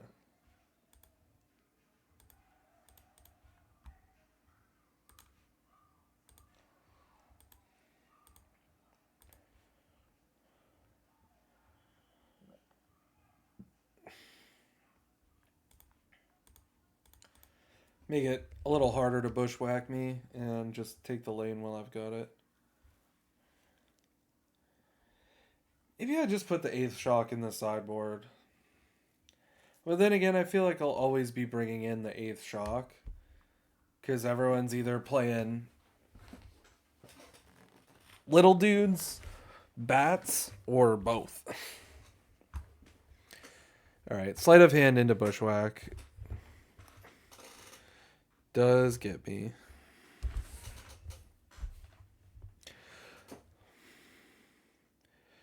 Yeah, I mean, Kellen's the only card that, like, if I cut Kellen, he just falls out of the 75. Anything else I look at that I'm like, oh, maybe I could cut one. Hired Claw 2, but I really like having 9 1-drops. And then, yeah, you could even potentially look at Lightning Strike, but Glissa, Zorline, Slasher. There's definitely a lot of, relevant X3s. Hard choices, hard choices.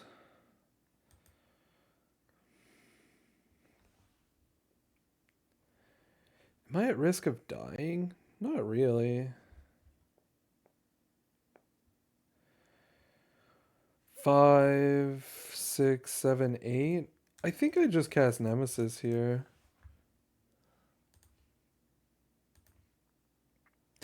There's also the argument that it's okay that Nemesis is in the sideboard and coming in every game because we should be leaner in game 1.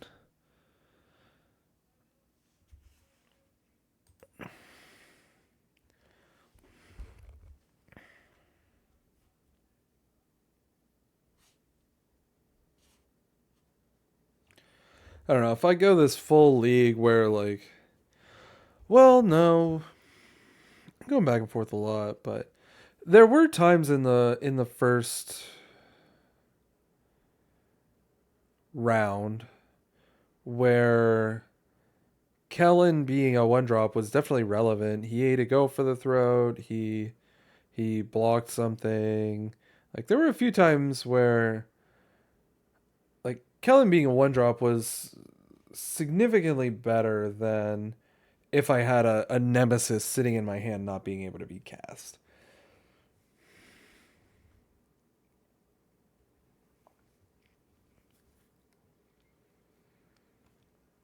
Do I have lethal if I draw a land here?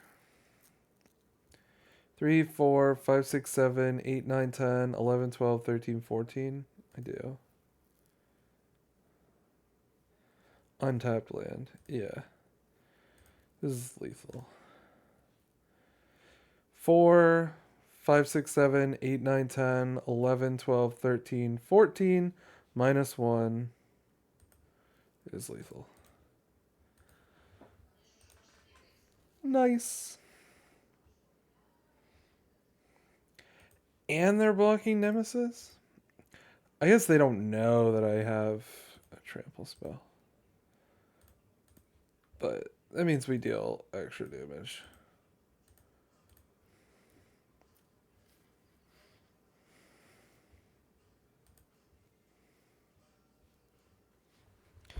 I don't get to use my extra damage trigger. Alright, I keep running out of time when I'm trying to sideboard, so I'm gonna sideboard real quick and then look at chat.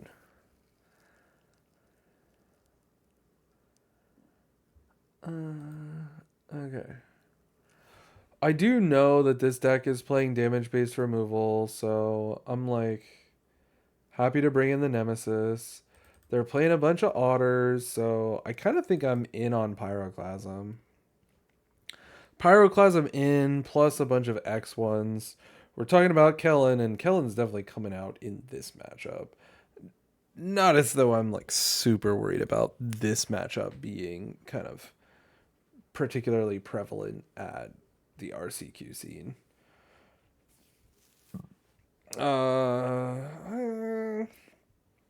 I think that's enough for the ins. And then I just need 2 more outs. And to be honest, I think this is a rare questing druid out deck. Because I think it is like a pretty fast combo-y deck, and questing druid's not really where I want to be. I dig the fun of Kellen, but I feel like if you want to cut something, it's got to be that. I think Screamer in the board. Yeah. Zeroic, I'm definitely kind of... Those are the two things I'm between, I think. I don't feel good about cutting anything from the main deck besides Kellen. I don't particularly want to cut Kellen. I do like being a little leaner in game 1. Like, I think there's a very good chance that this is just the correct 75.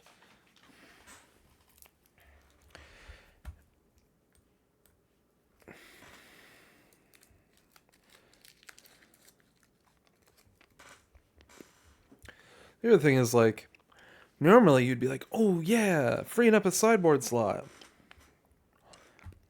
I don't have anything else I want in the sideboard. 3 Pyroclasm is too much. Everything, like, I don't want 3 Ghost Vacuum. I don't want 4 Paw Patch formation. I don't want 3 of these guys. Yeah, I don't want extra copies of anything that's in the sideboard. Like, I would just throw a random Snakeskin Veil or something like that in the sideboard. By the way, not a keep.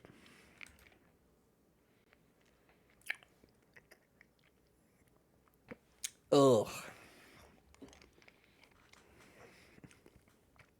If this was a 7, I would mulligan again. But it's a 6, so we're stuck with it.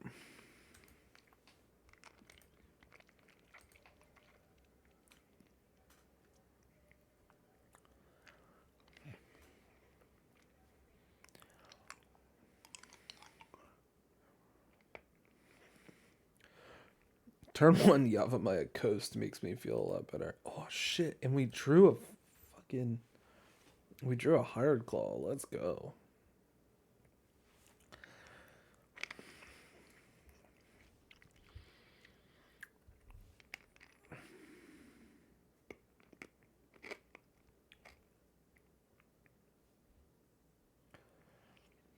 I'm okay with that.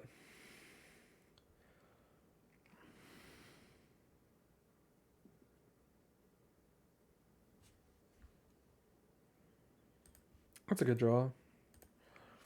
But I would like to be done drawing lands now.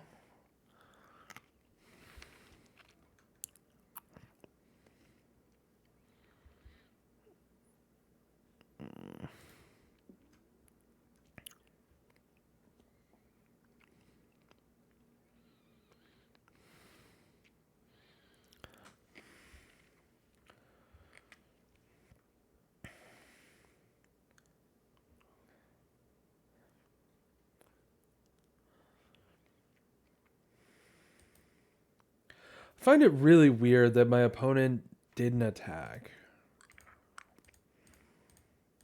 I'm just gonna run Nemesis out and see what happens. It's not Slick Shot in time. That's for sure. I don't want to Slick Shot into 3 open mana.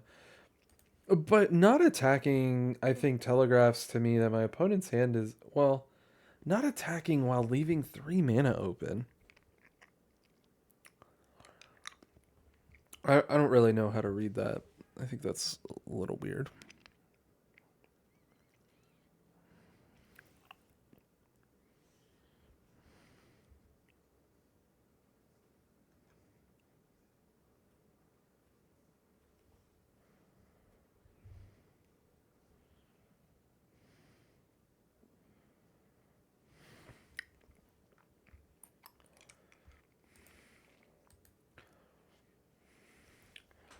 I can live with that trade.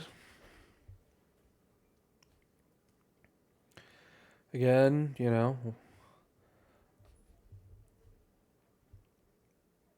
we got to bolt our opponent. They spent a token and 1 less removal spell for Slickety Shot.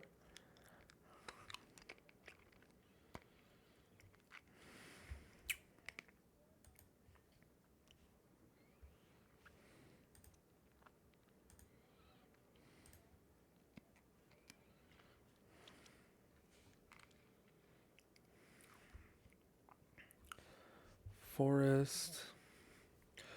Honestly, I felt like there was a chance that they were going to activate level 4.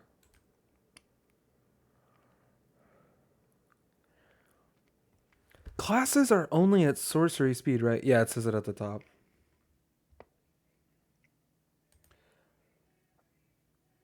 I don't think I'm going to go for it here.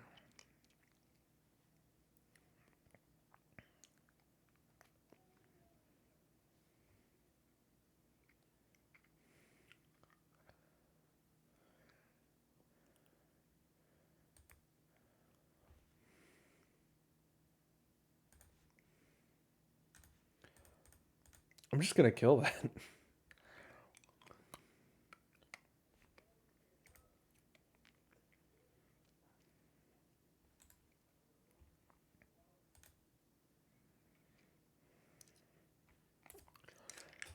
I think this is the first time I've had this card cast against me. That art is hilarious.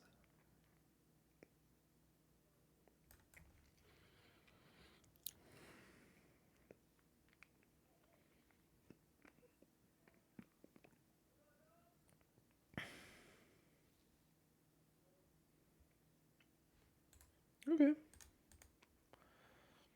They're representing Torch the Tower. I don't know if I'm really buying that they have the fourth Torch the Tower. Or the third Torch the Tower. So I am going to go for it. Especially because they had a little mistap snafu with their mana. I think they tapped them out and then they're like, oh, I should bluff. But I could definitely be wrong.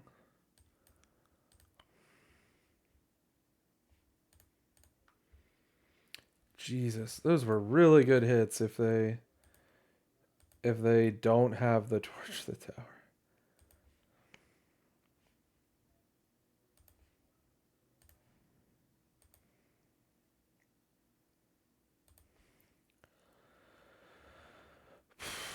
All right. Do you have the third Torch the Tower?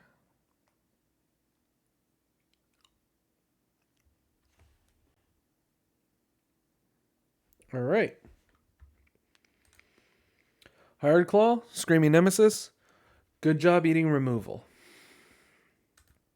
Another thing that Kellen's pretty good at. So unless my opponent has a combo kill, this game is super over. I do not know how their combo kill works, so couldn't tell you. It seems like they are really low on resources, so I have a hard time believing that I'm dead. Yeah.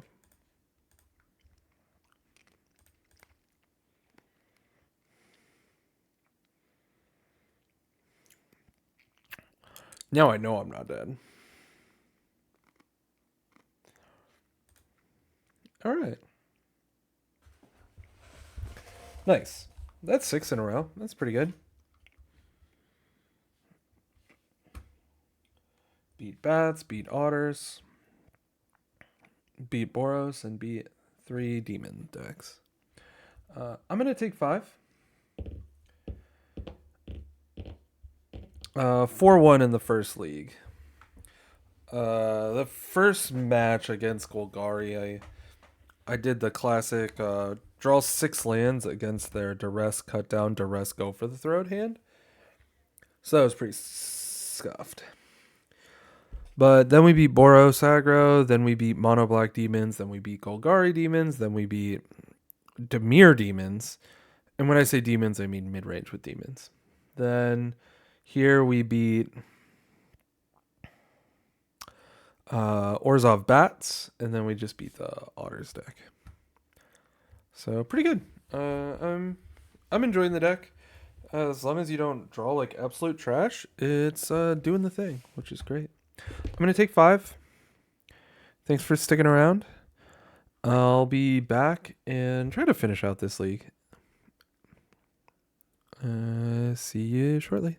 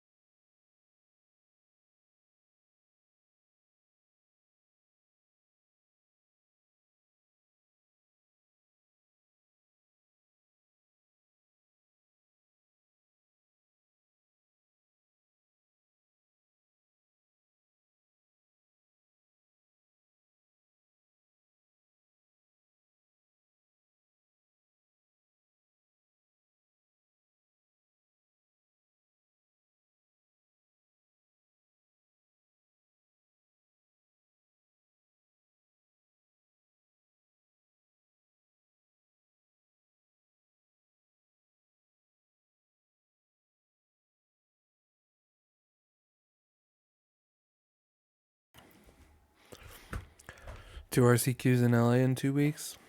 Definitely excited about this bad boy. Yeah, dude. I have one this weekend, and then I might be done for a long time, to be honest. But there's one this weekend, and then there's one December 7th.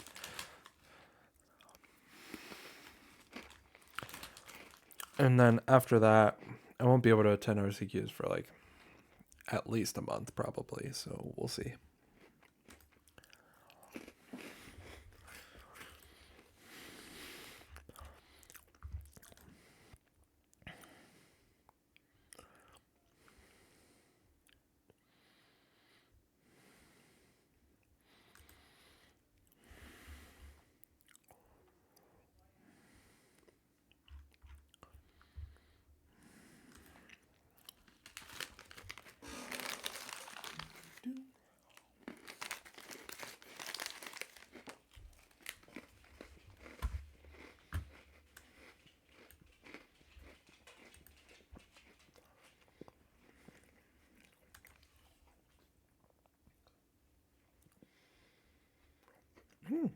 I'm good to go first.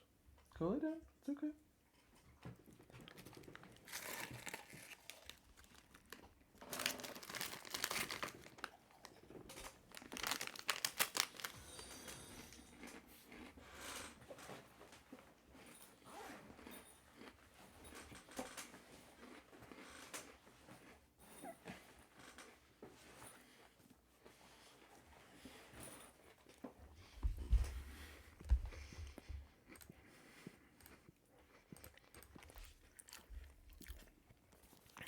M. Paganum. Thank you so much for following. Appreciate you, bud. Oh.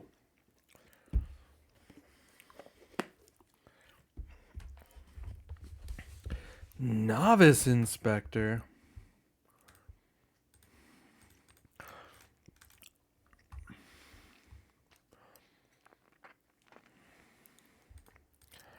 Oh. In my head, I was like, oh, Boros. Hey, what's up, Algernon? Then I realized this could still be like mono white tokens, so maybe jamming there wasn't precisely correct. Need to put my new slick shot in a sleeve. Oh, nice. It is Boros. So jamming slick shot there was definitely correct.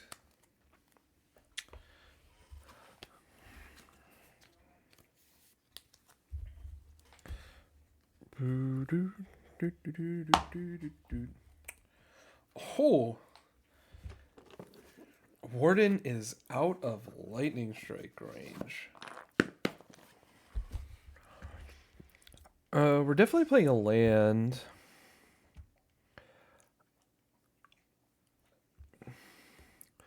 One. So this is 2, 4, 6, 8, 9, 10, 11, 12, 13, 14, 15 if they do the horrible thing.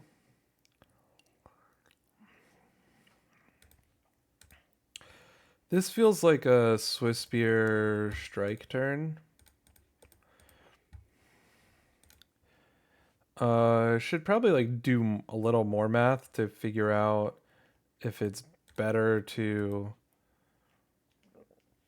cast Slick Shot this turn, Slick Shot plus Swiss Spear, but this feels right. It's actually lethal next turn if they don't kill Slick Shot, so I feel pretty good about that.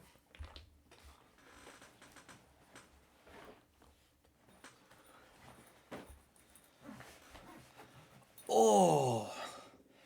Oh. Well, can't beat that.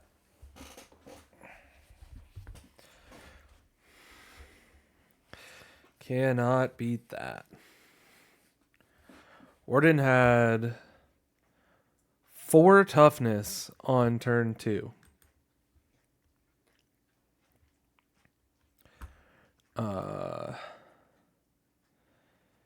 Jeez. Nothing. Nothing I could have done about that. Jesus. Talk about the nuts, dude. Making an X4 on turn 2 and then sheltered by Ghost? That's literally... Not only...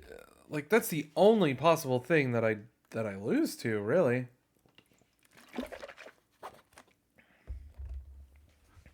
Even if they gateway there, I, like, eventually win, but Jesus Christ. Collector Legion has quite a few solid players. These guys are always on the PT, and one PT winner. That's their local shop. Love playing there. Having one on Saturday and one on Sunday, both the same weekend, both 2 slaughters. That's sick. Always Canada is starved. I'm lucky if I get one like every 6 months. Oh, dude, that's brutal. One every 6 months is criminal. Why am I taking time off? I will be quite busy as I'm having a baby. And so, yeah, Magic is going to have to take a back seat. I'll try to like sneak in what I can. We'll see what kind of help we can get around the house, but in general, it's going to be low priority, all things considered. Thanks, dude.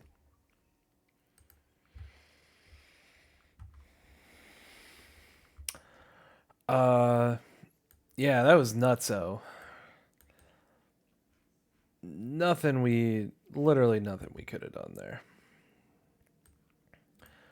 We want Pyroclasm. We want Witchtalker Frenzy. Gosh.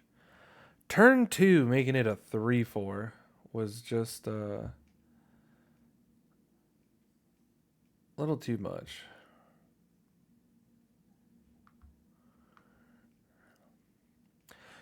We had the Lightning Strike. I was ready. This is what I want to bring in. Kellen comes out.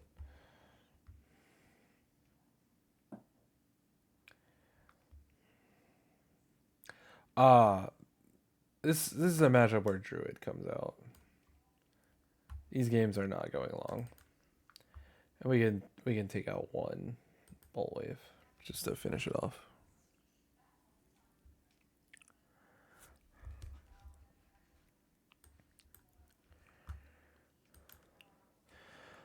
Litho. I like honestly, this one lander looks sick, but I gotta throw it back. Ugh, this looks significantly less good, but I think I have to keep it. Should have kept the one lander. I'm gonna lose this match. Litho ignores ward. I mean, I guess considering I already forgot they played Sheltered by Ghost, to be honest, so maybe I should have. What? They have blue in their deck?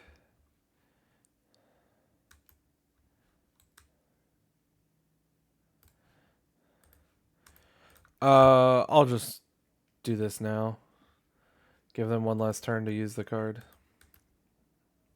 Litho ignores ward. Yeah, I like being able to Goblin Grenade Nemesis as they call it. Of course, Spire Bluff Seachrome.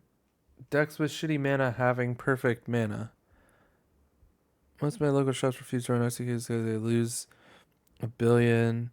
Having 51 to me. Damn, that sounds annoying. Well, they didn't use their red mana last turn, so I'm gonna put Nemesis on the board. Go to town. And if they make Warden huge, then I'll use Strike and Shock.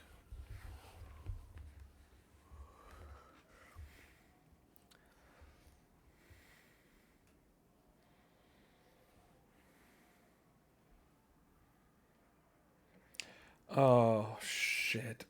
I I got beat by by ghosts.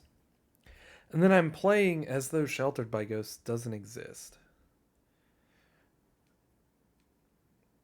What's up, Silver Bullet? I'm sure that Screaming Nemesis is not going to get banned, so I think we're gonna get to game with him for quite some time.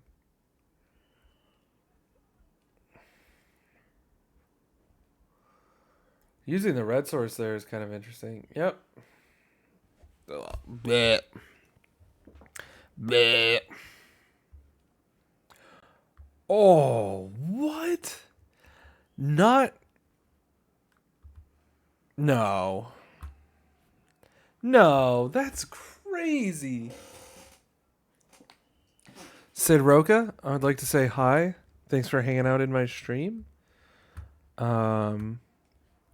No shot that you make this a 3-3 instead of draining 2 right there.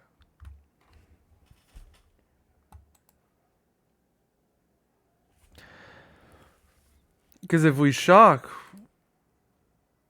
like the only way you do that is if you have perfect information. That's crazy. That's crazy.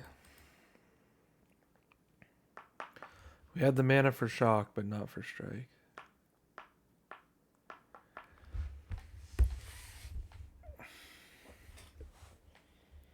I don't know.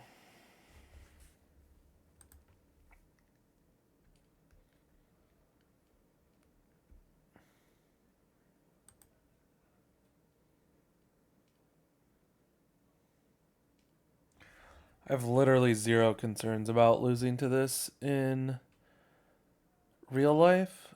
So my opponent just absolutely fucking nutting everywhere on Moto. I guess we just live with it. That was fucking stupid.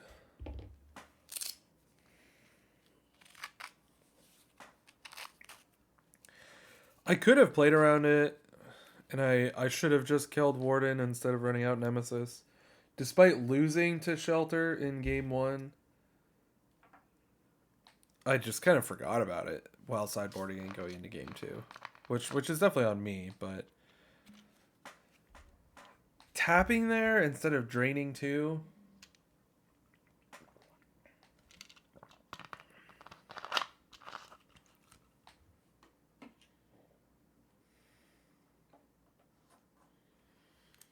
I don't know.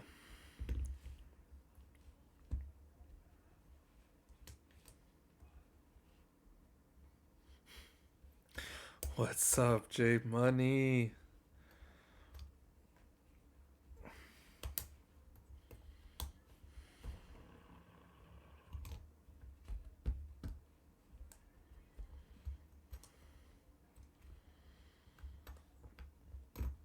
Just casual, just guy aggro having perfect mana things.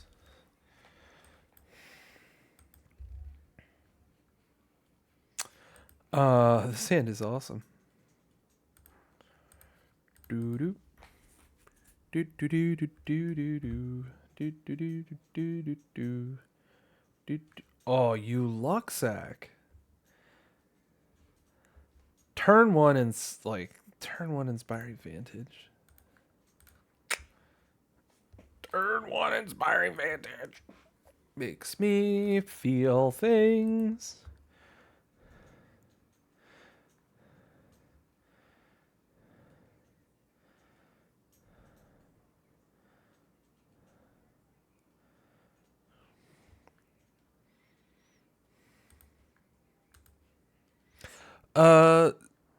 My issue with Stormkirk is he's a 1/1 and doesn't have haste and just seems exceptionally difficult in like today's meta to turn him on.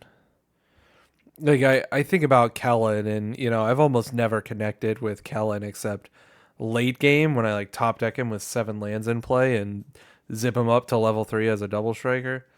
Um,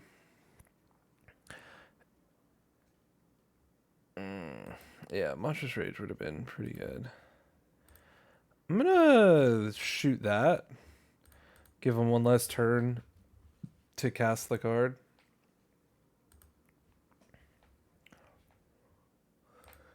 Battlefield Forge. Okay. Also, Inspiring Vantage Spire Bluff Canal. Fucking Jeskai aggro with perfect mana. But yeah, that's my just concern with Stormkirk, I guess, is it's quite difficult to connect with him and get value from him in like the current mega overpowered world we live in. If he had haste, I think it would be a harder decision. And in the burn deck in particular, Claw's guaranteed damage has been really, really, really good. Just being able to 100% money back guarantee, get your damage, is really good. So, like, opponent, for example, here, opponent's at 9. Yeah, we just attack. Sorry. This doesn't matter. This is an insane hit.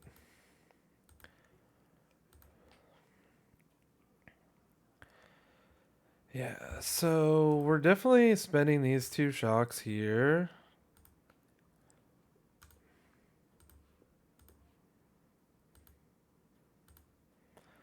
And then they only need to take 5 more. And here's your 5. Nice. Do do do do do do do do. All right. That's I don't know if that's a short answer or a long answer, but yeah, I just think getting Stormkirk to a bigger size, I think is really, really quite hard. And Hired Claw represents guaranteed damage and does pretty sweet things in multiples where like, it's actually really funny if you go like triple Hired Claw start because then you're hitting for 4 on turn 2. So it scales well in multiples, and the ability is instant speed. You can like shock on end step and then put a counter on your Hired Claw. It also counts combat damage, so if you have 3 mana and you dealt combat damage, you can just play Hired Claw as a 2/3. Hired Claw just has like, I don't know. In some ways you just like go, shit, this card has a ton of text. Having multiple abilities, scaling in multiples. He's just been great.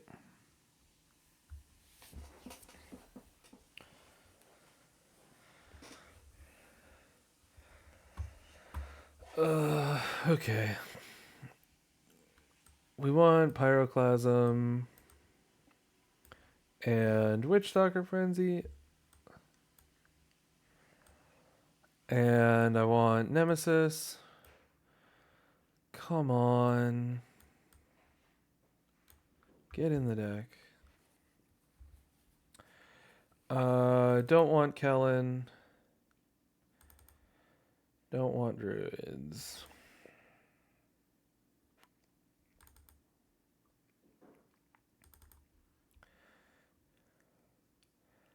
And we can trim a Bolt Wave.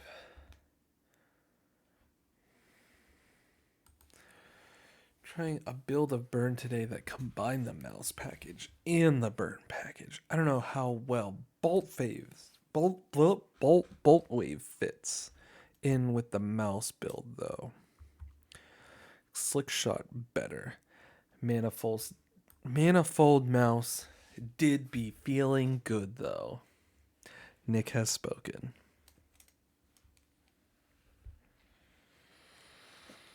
I feel like I'm going to be repeating myself a lot when I kind of say that there's so many good red-green cards that you can kind of do whatever you want and have a good time and win, and you can play cards that you like that I don't like, and just because I don't like playing Manifold Mouse doesn't mean it's not a good card.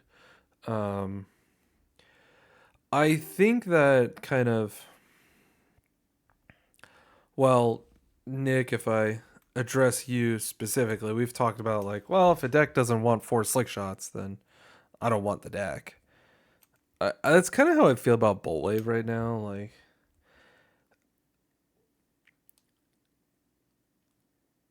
yeah, I miss them too. I guess with the new set having just come out, my thought process is just like, I want to play 4 Bolt Wave right now. I want to see just how good it is. And so for now, if a deck doesn't want 4 Bolt Waves, I'll do this.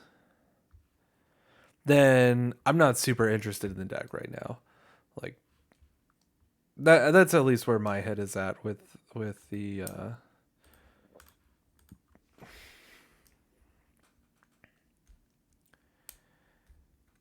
with the current builds, is that, Bolt Wave being in standard feels like a big deal. And so I want to test builds that maximize it.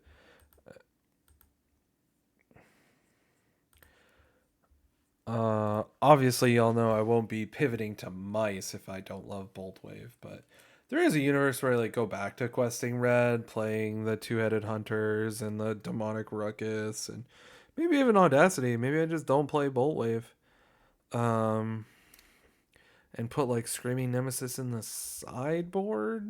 Question mark. I don't know.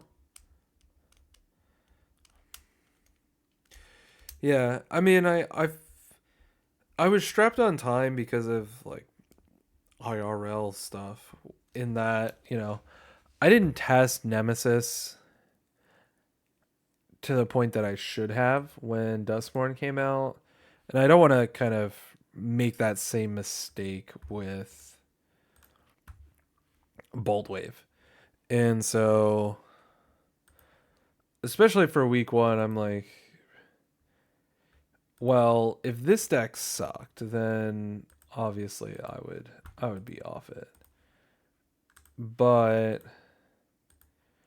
this deck is in general cooking, and so I want to kind of probably stay pretty close to it because I do feel confident that it's the best Bolt Wave shell, and then just see how it goes from there. If playing Bolt Wave doesn't give me the tingles, then you know I'll definitely be pivoting to something that plays 2 or 0 or however many copies.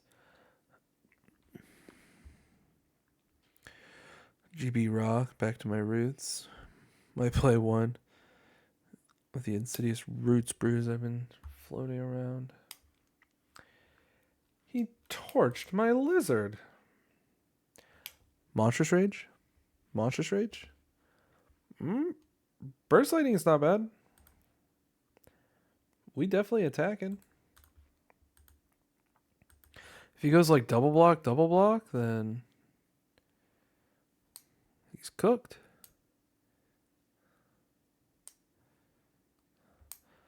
Definitely the best Bolt Wave shell. I like it a lot. Thanks, bro.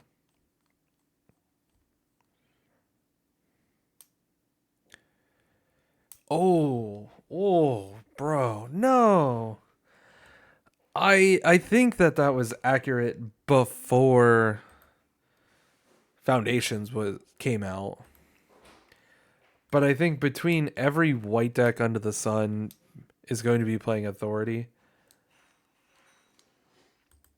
And Burn does really well with Forge because you dump your hand so efficiently.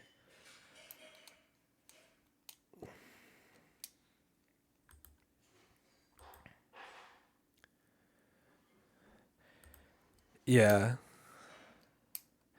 I agree on most of your takes. I don't agree on that one, though. Hired Claw.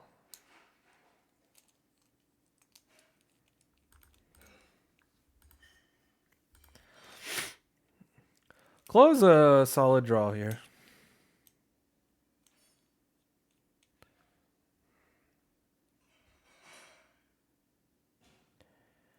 One block? Do I burst here? I'll stay patient.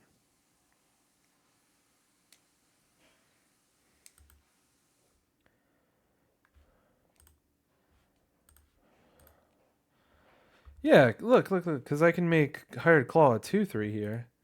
That seems good. Save my burst. Card still crushes the mirror, and it's interesting in the mirror. I mean, I do like playing, basically like a control deck in the mirror, but I'm like very happy with Case as a finisher in the burn deck.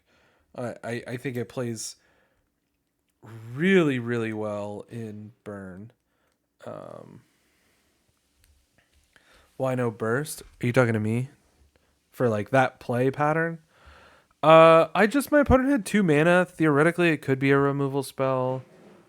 Putting them to, it's 3 extra damage, so putting them to 2 feels good but not great. I'm putting Hired Claw into play, which can deal 1 but not 2. So Hired Claw also means that if I turn Claw sideways, they're at 4. And I do have the option to like runner lands and kick Burst Lightning to kill them. Now Claw is dead, so the kicked burst doesn't matter in that regard, but that's where my head was at. And Torch the Tower could have been in their hand, and so already it might not have been their top deck, and so if I had burst, they would have killed Swiftspear, and then I'm sad. And I deal 2 instead of 1, but I lose my Burst Lightning. So, it just didn't feel like the right time.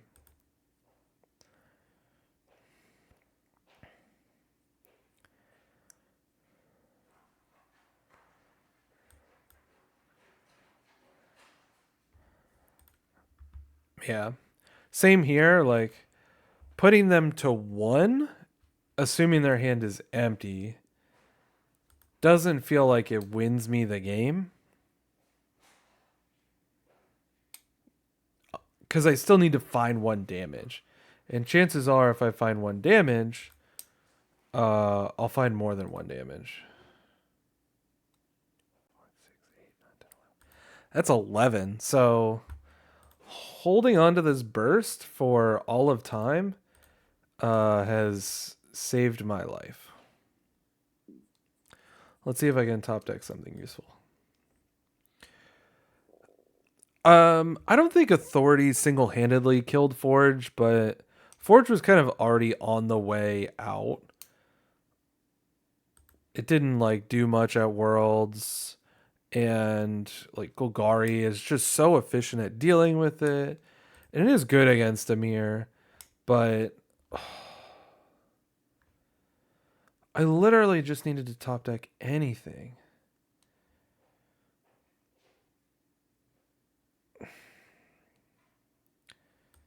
This is so sad. I can attack with 1 though. Right? Because they attack for 4. I block 1 and take 3. Nope, that's not right. I gotta keep them both back.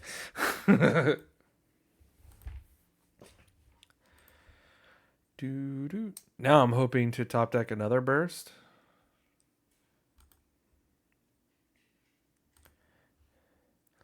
Let's see. Oh, they didn't attack out with everything.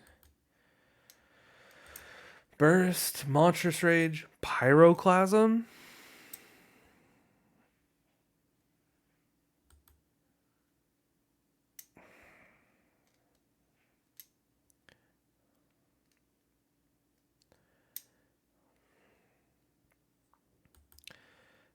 Shock doesn't do it.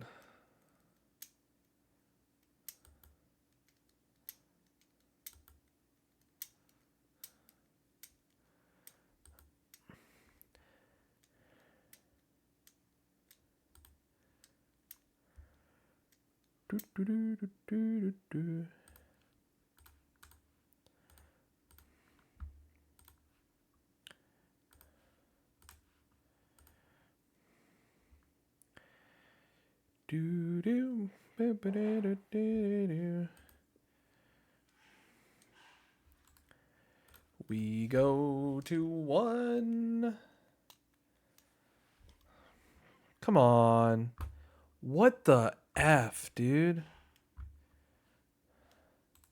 you serious? Is this real?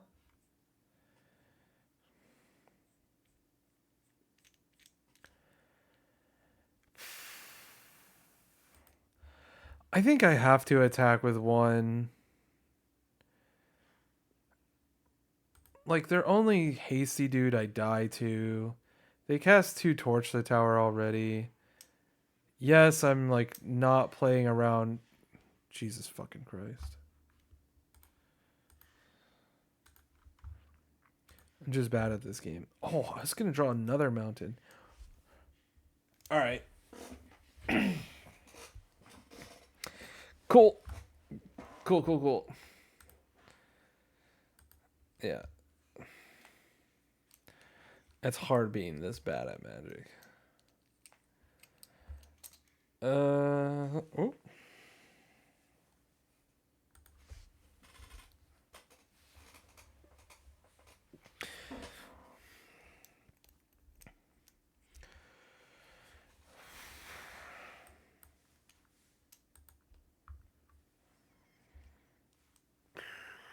Yeah, this is a good hand.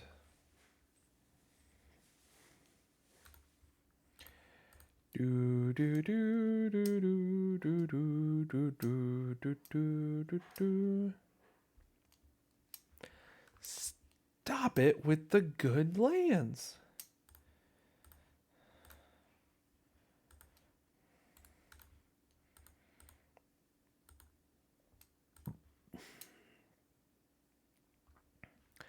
Nice.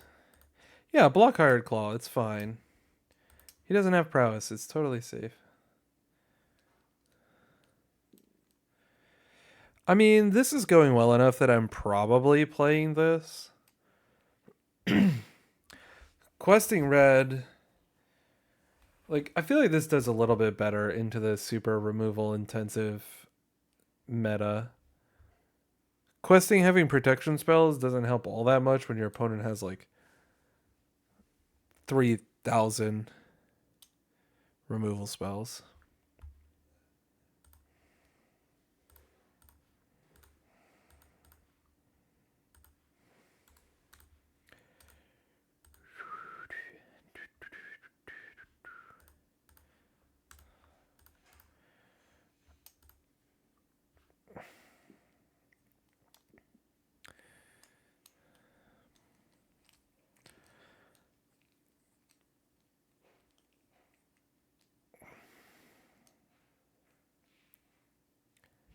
But we'll see how much Magic I get to play between now and then. But ugh.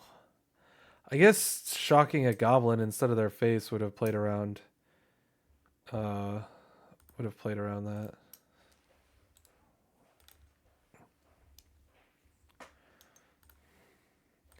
That's how, like,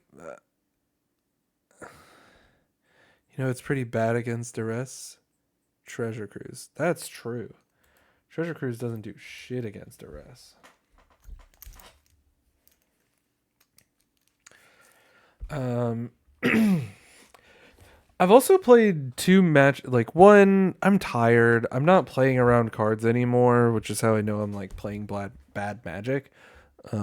So I'll finish this league and then I'm definitely like done after that. And I don't feel great about finishing the league. I feel like I'm going to play mediocre in the last match. I also just want to know, I played against this deck back to back. Their fucking Jeskai mana base has been perfect, which is super annoying. And I have cast 0 Pyroclasm and 1 Nemesis, and the Nemesis was me not playing around fucking Sheltered by Ghosts. So yeah, Nick, you missed it earlier. My opponent messaged me. Scared money, don't make money. Stan, you feel me? Scared money, don't make money. Whenever it attacks, it deals X damage either way. Okay, bud.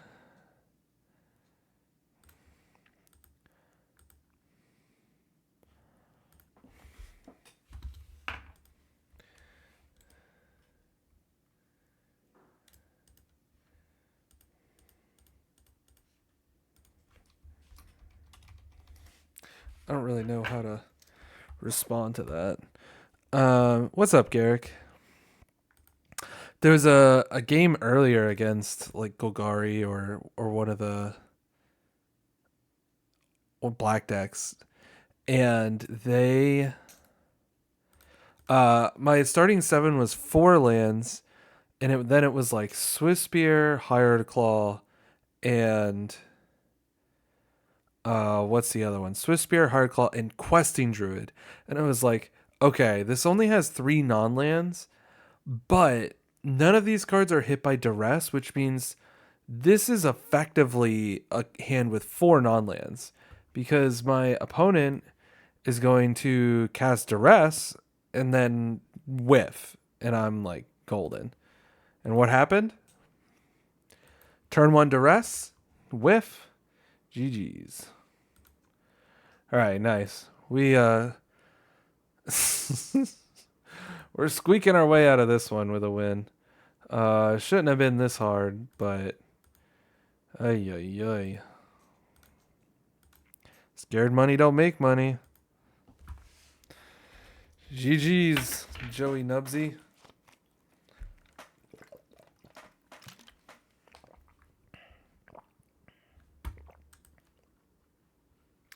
Gonna draw another land.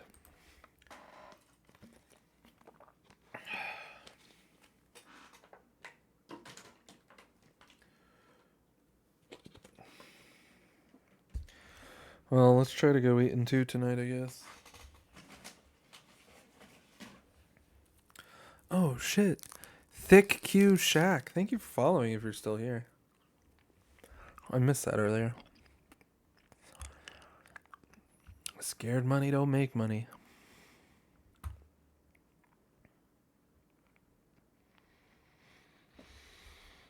Demir has been racing my forges lately. Yeah, that too. I mean, Forge has always been slow. I was like one of the last people to adopt Forge.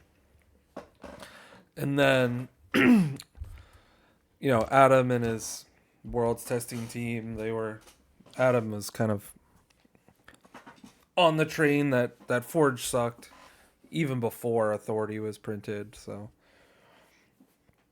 I was like starting to notice that it was less and less that I could board in Forge, because Forge is pretty sketchy against demons, both because 1, it's slow, and 2, against Archfiend you lose 2 life every turn. So black decks became much less susceptible to it, or you could be a lot less confident playing it into black decks because they close the game out so fast and because they have more cards that punish it. Now white decks having Authority, it just feels like there aren't really any matches where you can confidently jam Forge anymore.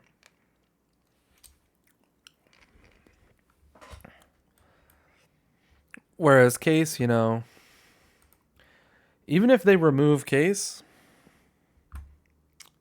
I still drew 2 cards off the ETB. And if you're hellbent, I didn't even discard 1. And if I'm not, I probably discarded a land. How has Boltwave been? Boltwave's great. In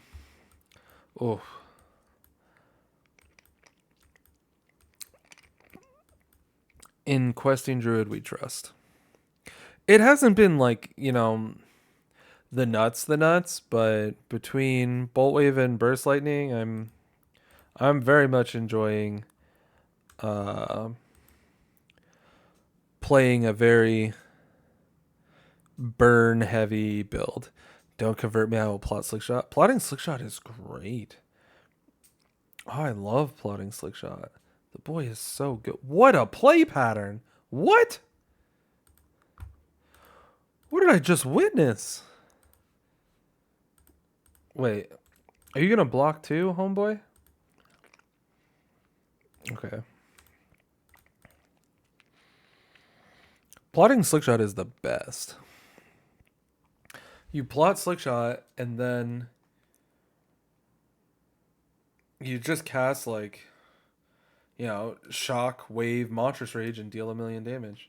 And then your opponent goes, haha, plain shelter by ghosts. Oh, I guess I lose.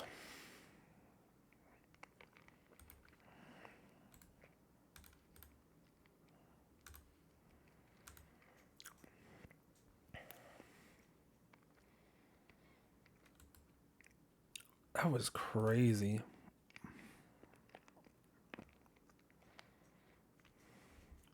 Look at this mana base. Just so beautiful. Shock me, bro. I dare you.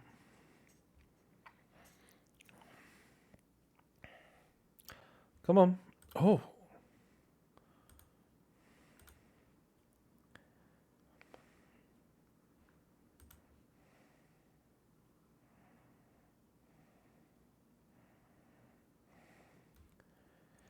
All right, come on.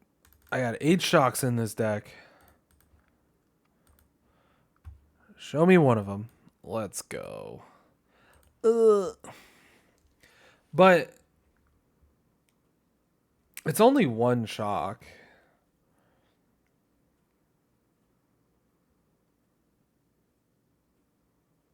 I think I have to...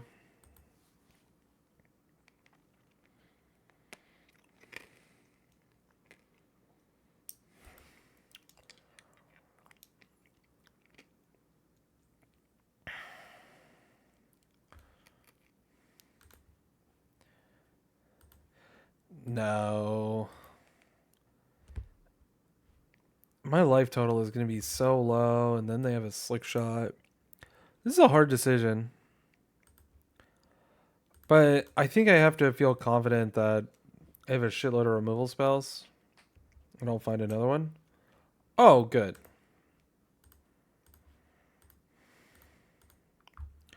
Or we just draw a land. We only have 7 lands to our... We only have 7 lands. It's fine.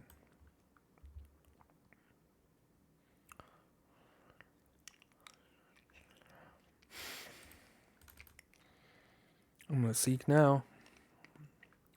See what I find. See if they cast anything.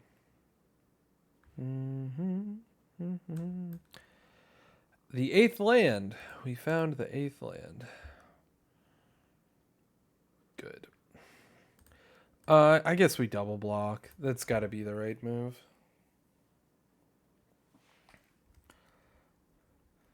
If they don't have anything, they still only kill 1. If they do have something, it would have to add 3 toughness for Heartfire to not die.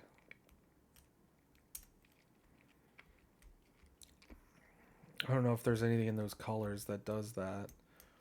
I guess Boros Charm giving double strike is the thing that blows me out the most. Right now, probably not.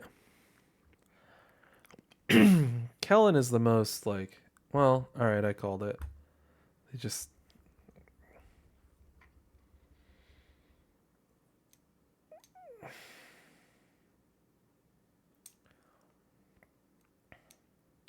It's not like I'm putting myself in situations where my opponent has 100 outs.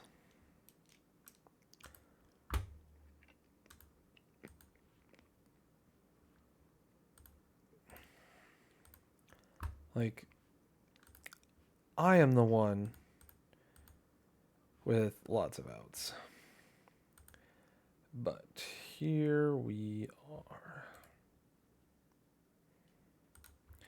I'm gonna hold everything.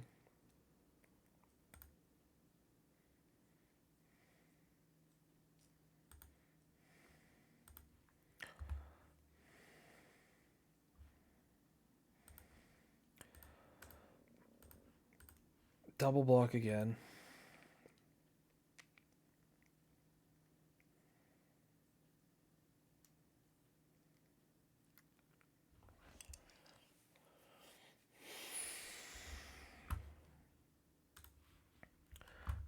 Is this real life? Oh, this time he's Boros charming me.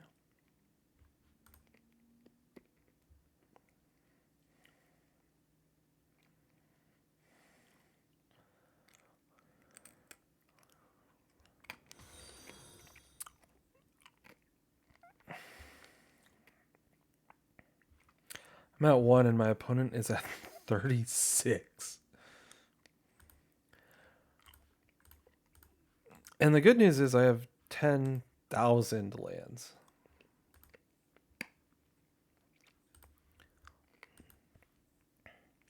Opponent on Disneyland, yeah.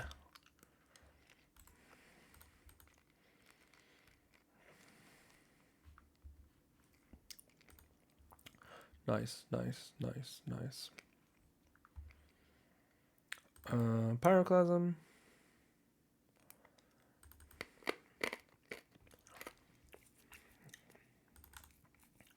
Nemesis. I do want the frenzies.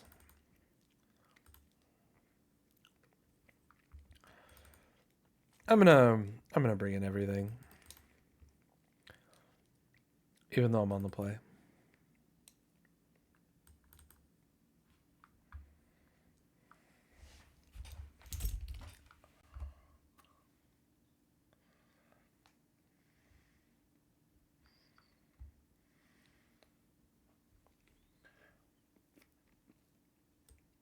And I'm going to say goodbye to my spell that doesn't interact. And I know it's crazy.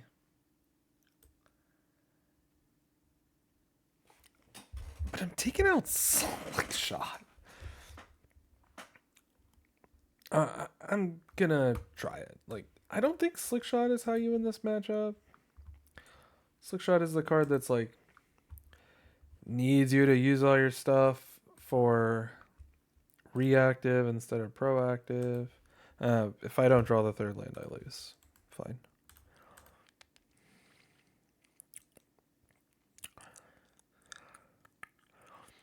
Just sorted the cards for the 2 decks you posted the other day. Hell yeah, Tatter Tot. Love that. Very nice. Case against aggro. Because basically I play so many burn spells that I'm really playing control for the most part. Not really aggro.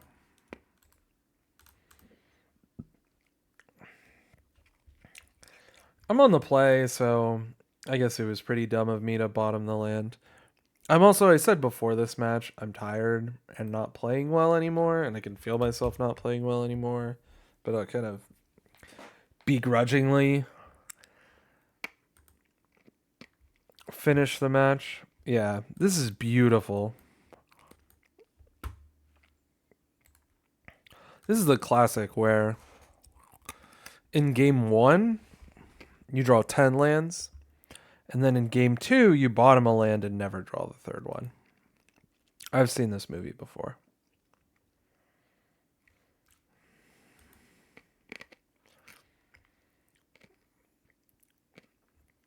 And your opponent's just like, wee! I'm going to hit my land drops. I'm going to hit my colors.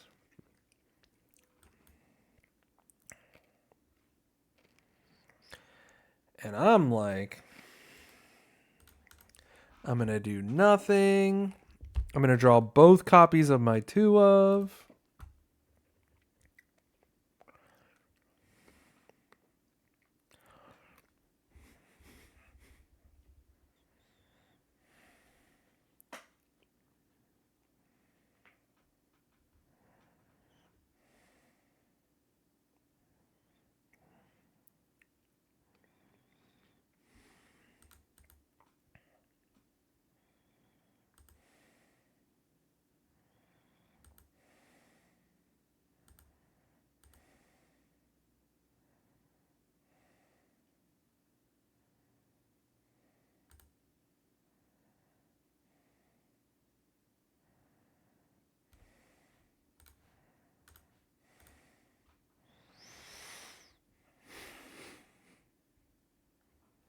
Nah, it's too late. Third land doesn't matter. I have lost this game. Pyroclasm is actually the card I want to draw. Alright.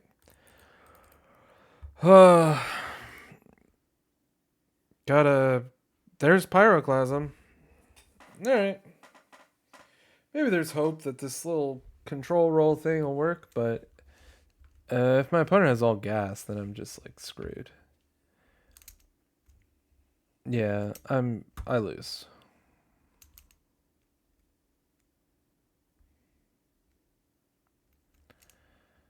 Just way too far behind.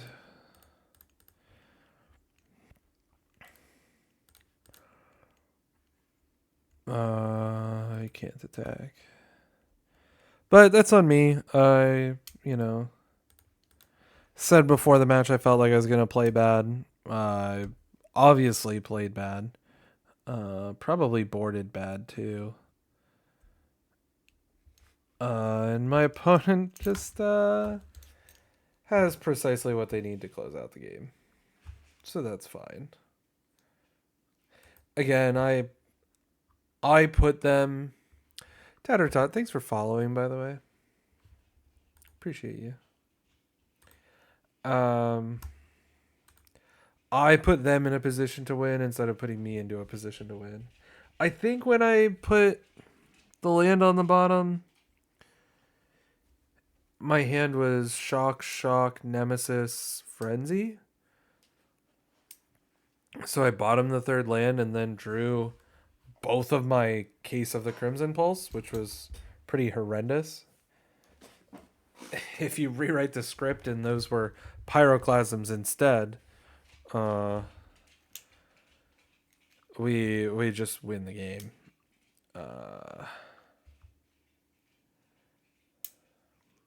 Or at least we probably do.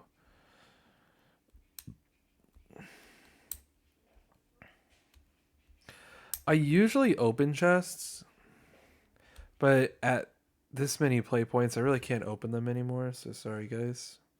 I don't know. Sometimes people enjoy the chest openings.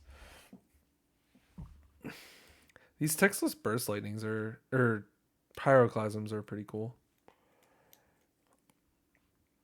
You can play 2 different textless cards in your mono red deck now, which is pretty cool.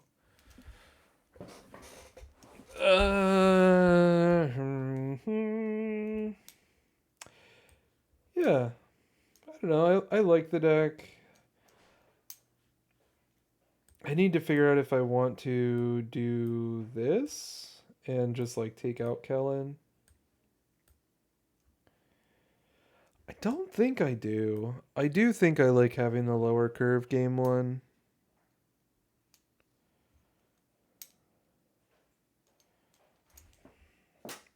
See how much what are in paper.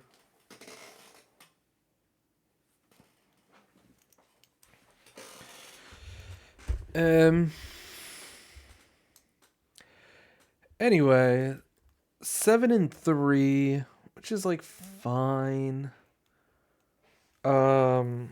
We went 5-1. No, 4-1 against black decks. Then we played against aggro 1, 2, 3, 4 times.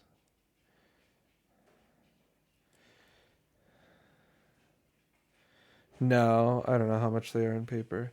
So we played against black midrange 5 times, and we went 4-1. We beat the Otters deck, and then we went 2-2 against aggro. Splitting 1-1 against Boros and 1-1 against Convoke. The loss against Convoke felt insane. The loss against Boros, I definitely played badly. I don't know if playing better wins me those games or not, but I definitely played badly.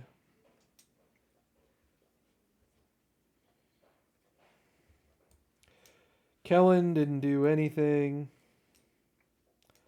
except kind of approximately what a 1-drop does.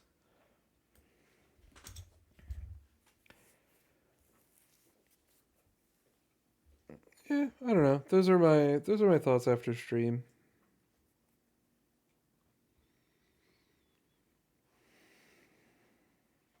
Nothing I would really change. Still really hard to sideboard. A lot of difficult decisions, especially not knowing kind of what your opponent is playing.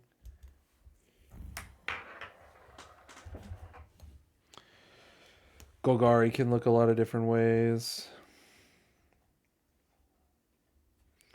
And we saw demons in Dimir too, so at least against Dimir they have like Enduring Curiosity. We know they play other flyers, and Paw Patch cycling isn't the worst, so I like the 75. In the middle of the stream, it was really, really hot. First match, that shit just happens sometimes, and at the end, I really ran out of gas. I think I just played badly, more so than the deck was bad, but who knows? Hard to say. Anyway, thanks everyone. Appreciate you guys. Thanks for the follows. Thanks for hanging out and chatting. Thanks for the subscriptions. See you later.